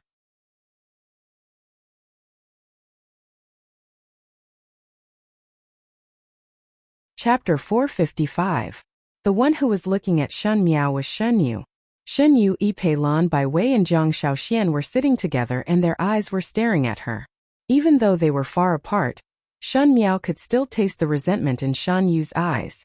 Shen Yu was wearing a smoky pink pleated dress and had her hair combed into a crown. She was now 18 years old and had a delicate and refined appearance, but her looks were pleasing. But Shun Miao's eyes paused on the bracelet on her wrist and glanced at the agate silver hairpin on her head before her lips hooked up. With Shun Yu's love of being in the limelight and fear of missing every opportunity to show herself, she was still using jewelry from 2 years ago. This could only mean that the current third household's money was not that loose. Thinking about it, old Shenforen was extravagant in spending money, and after separating from the family, there was no Shen Xian's support. Thus Chan Rochio's family must be very difficult. In addition to Shen Wan's official career, the amount of money that Shen Yu could control would be a lot less. No matter how noble one was from a scholarly family, one still had to live. Without money, how could one be tough? Actually, with Shun Yu's good looks, it was not difficult to marry an official's young master. As such, she could more or less help Shen Wan, but Shen Yu did not talk about marriage until now. In her previous lifetime, Shen Miao did not understand and even foolishly wanted to find some young talents for her. It was only later that she saw that Shen Yu's heart was big, and how could ordinary young talents enter her eyes? Shen Yu stared straight at Shen Miao and her heart was filled with boundless jealousy and hatred. She could clearly see that the material of Shen Miao's clothes was only available in the palace. Previously, when Shen Wan did a good job, she was lucky enough to get a bolt of it. She originally wanted to keep it to make clothes, but who knew that Shen Wan gave it to his superior? In the past 2 years, Shen Wan's official position was getting higher and higher, but Shen Yu's money was not as easy as before. Shen Yu attributed all this to Shen Xian, who took away most of the money after the separation, causing her to be in such a tight situation. She originally thought that Shen Miao had rolled to a desolate place like the Shaochun city, and would not have a chance to return in this lifetime. Who knew that not only did Shen Miao return, she also returned in such a glamorous manner. Those gentlemen would frequently look at Shen Miao's side. Shen Yu's heart was filled with unwillingness and jealousy, and could not wait for Shen Miao to die. No matter how sharp her gaze was, Shen Miao only smiled faintly and turned her head to talk to Luotan and Feng and Ning, but did not look at Shen Yu. At this moment, Celestial Empress and Celestial Empress took their seats. The original commotion gradually subsided as Emperor Wenhui smiled and instructed everyone to be happy with the mountains and rivers and enjoy themselves to the fullest. Following that, on the VIP seats, the Crown Prince of the Qin, Huang Fuhao, and Princess Ming'an also sat down. Princess Ming'an directly ignored the etiquette of the palace and was very arrogant, and did not even greet Emperor Wenhui.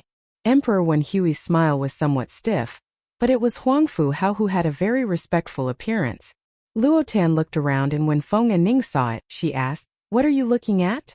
"I am looking at why that Prince Rui of the Great Liang is not here yet." Luotan said, "Is it not said that the people of the Great Liang's imperial family are all incomparably beautiful? And even Emperor Yonglu was an outstanding beauty. Since Prince Rui is Emperor Yongli's younger blood brother, naturally he would have boundless elegance. I also want to see this shocking beauty." When Feng and Ning heard it, her lips twitched. "Come on." After that, Prince Rui came to the Great Liang. Other than His Majesty, he had never appeared in front of outsiders. Moreover, even if he appeared today, you would not be able to see his shocking beauty. "Why?" Luotan was puzzled. "Is he very ugly?" Before the words were finished, one heard a long and sharp shout from the eunuch outside. "His Highness Prince Rui of the Great Liang has arrived." Everyone's eyes suddenly looked towards the door. One saw a slender figure walking in from the outside with the guards following behind and that person walking in front. His figure was extremely tall, and he was wearing a purple robe embroidered with gold threads. As he walked, the purple and gold robe flowed and there was a faint elegance to it. There was a rhinoceros horn belt around his waist, a white jade pendant and deerskin boots. Even if it was an extremely simple attire, it could be compared to the entire court's civil and military officials. However, the most attractive thing was not these.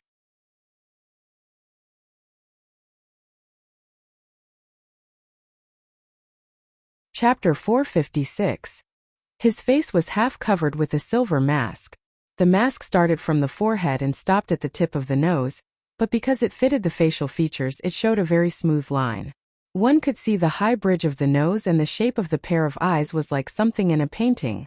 With a casual sweep, there were thousands of romantic feelings. The chin that was revealed was beautiful and the lips were thin and rosy. Even if they were tightly closed, it seemed to be a silent invitation.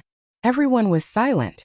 This young man was clearly wearing a mask and one could not see his appearance clearly, but there was a kind of ability to captivate one's soul. Everyone stared at that face without blinking. The silver mask was suffused with a cold light that made one feel a chill. However, that pair of eyes were black and bright, and seemed to contain a playful smile. It was somewhat frivolous and somewhat indifferent, making one unable to differentiate if it was warm or cold. This was a person that was able to attract everyone's attention, a youth that was as bright as the sun. He sat down on the VIP seat and his every move was elegant and noble. In contrast, Huang Fuhao, who had good etiquette, was actually rude like a boorish person. And Princess Ming'an, who was beside Huang Fuhao, was already somewhat silly looking at him. Emperor Wenhui laughed out loud and looked at Prince Rui. Is Prince Rui not feeling well today?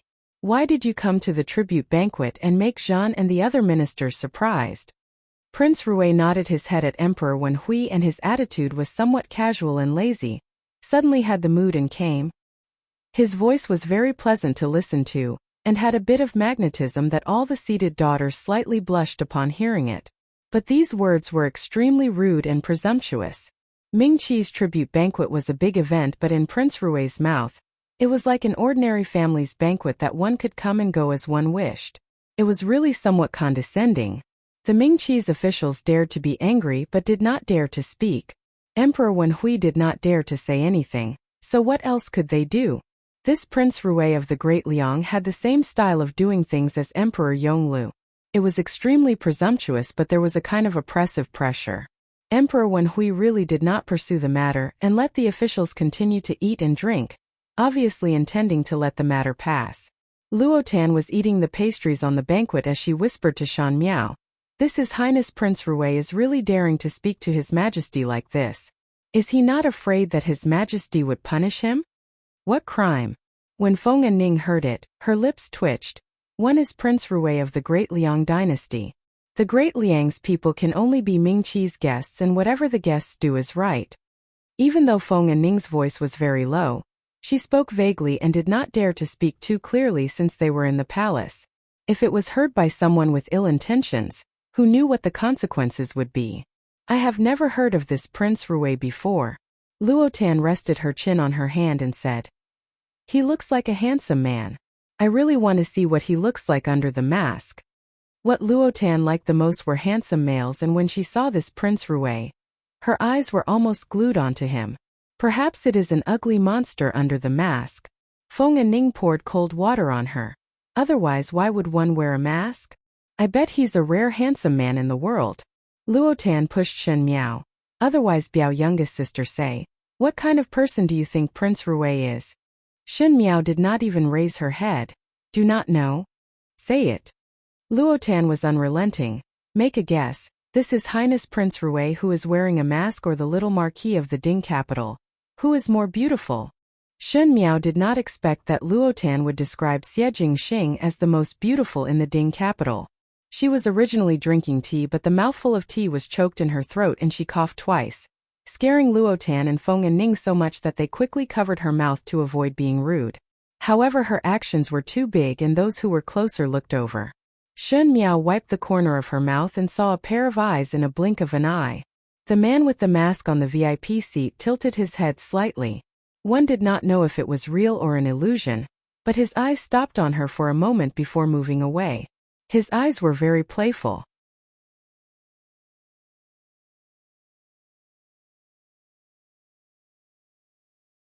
Chapter 457.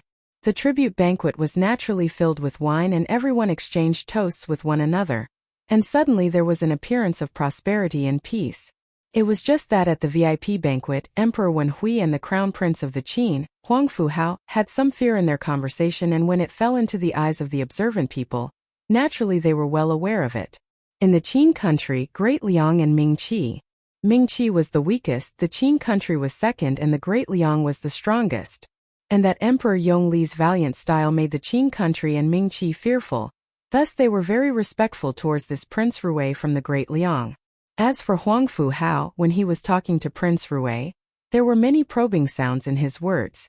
Most of the female guests had their eyes glued onto this Prince Rui, and every move and action was pleasing to the eye because of this reason. In fact, there was no lack of outstanding looks in the Ming Qi's males, for example Fu Xiuyi, but in front of this Prince Rui, they lacked the unique elegance and nobility, and seemed somewhat clumsy. Even though Luotan also loved beauties, she had a quick temper and very quickly her attention was attracted by the delicacies. She tasted this, tasted that and was very happy. Because the tribute banquet did not differentiate between males and females, the entire official family sat together.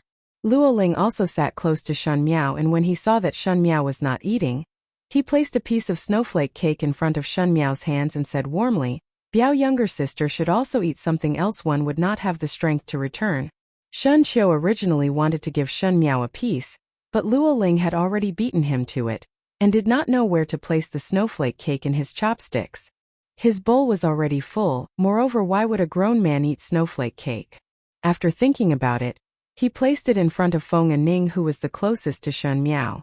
Feng and Ning was overwhelmed by the favor, and after giving her thanks, she did not eat and just stared blankly at the snowflake cake. But just at this moment, one heard Huang Fu Hao suddenly speaking. Ben Gong heard that the formidable great General Shen had returned to the capital a few days ago. Ben Gong had always heard of the formidable great general's name, but do not know if there is the honor to meet him today. When the words were said, the lively banquet suddenly quietened down. The crown prince of the Qin wanted to meet Shen Xian? What did that mean?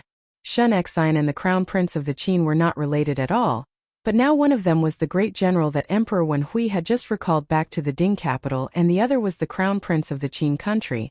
Thus their identities were very sensitive. Everyone involuntarily looked at Emperor Wen Hui's expression. Emperor Wen Hui's smile did not change, as if this was a very small request. Before looking at Shen Xian, official Shen Xian quickly stood up and bowed to Huang Fu Hao. "This general greets your highness the crown prince." Huang Fu Hao smiled. "I have long heard that General Shen is brave and invincible, that even the scattered troops at the borders can form a new formation." That day when the Shen family army returned to the capital, the commoners lined the streets and cheered. Ai. He gave a long sigh. If our great Qin also have such a talented general, then we would not have to worry for 100 years. Emperor Wen Hui's pupils shrunk unnoticeably, and the expressions of the ministers at the banquet changed as they looked at Shen Xian with complicated gazes. He said that Shen Xian could form a formation even if the army was scattered at the border. On the surface, he was praising Shen Xian's outstanding talent, but he was implicitly mentioning Shen Xian's danger. The tallest tree in the forest would be destroyed by the wind. This was a logic that existed since ancient times. And for the commoners to have such a high voice, for a general who was expelled from the capital by the emperor, it meant that in front of the imperial family and Shen Xian, the commoners were on Shen Xian's side. No imperial family would tolerate a subordinate whose voice was higher than their own. As for the last sentence, it really pushed Shen Xian to the teeth of the storm. Huang Fu Hao was trying to dig Shen Xian over in front of Emperor Wen Hui. No matter how the ministers of Ming Qi had ulterior motives, in the face of a foreign enemy, they would be united against them. The gaze that they used to look at Shen Xian was like looking at a general who had committed treason.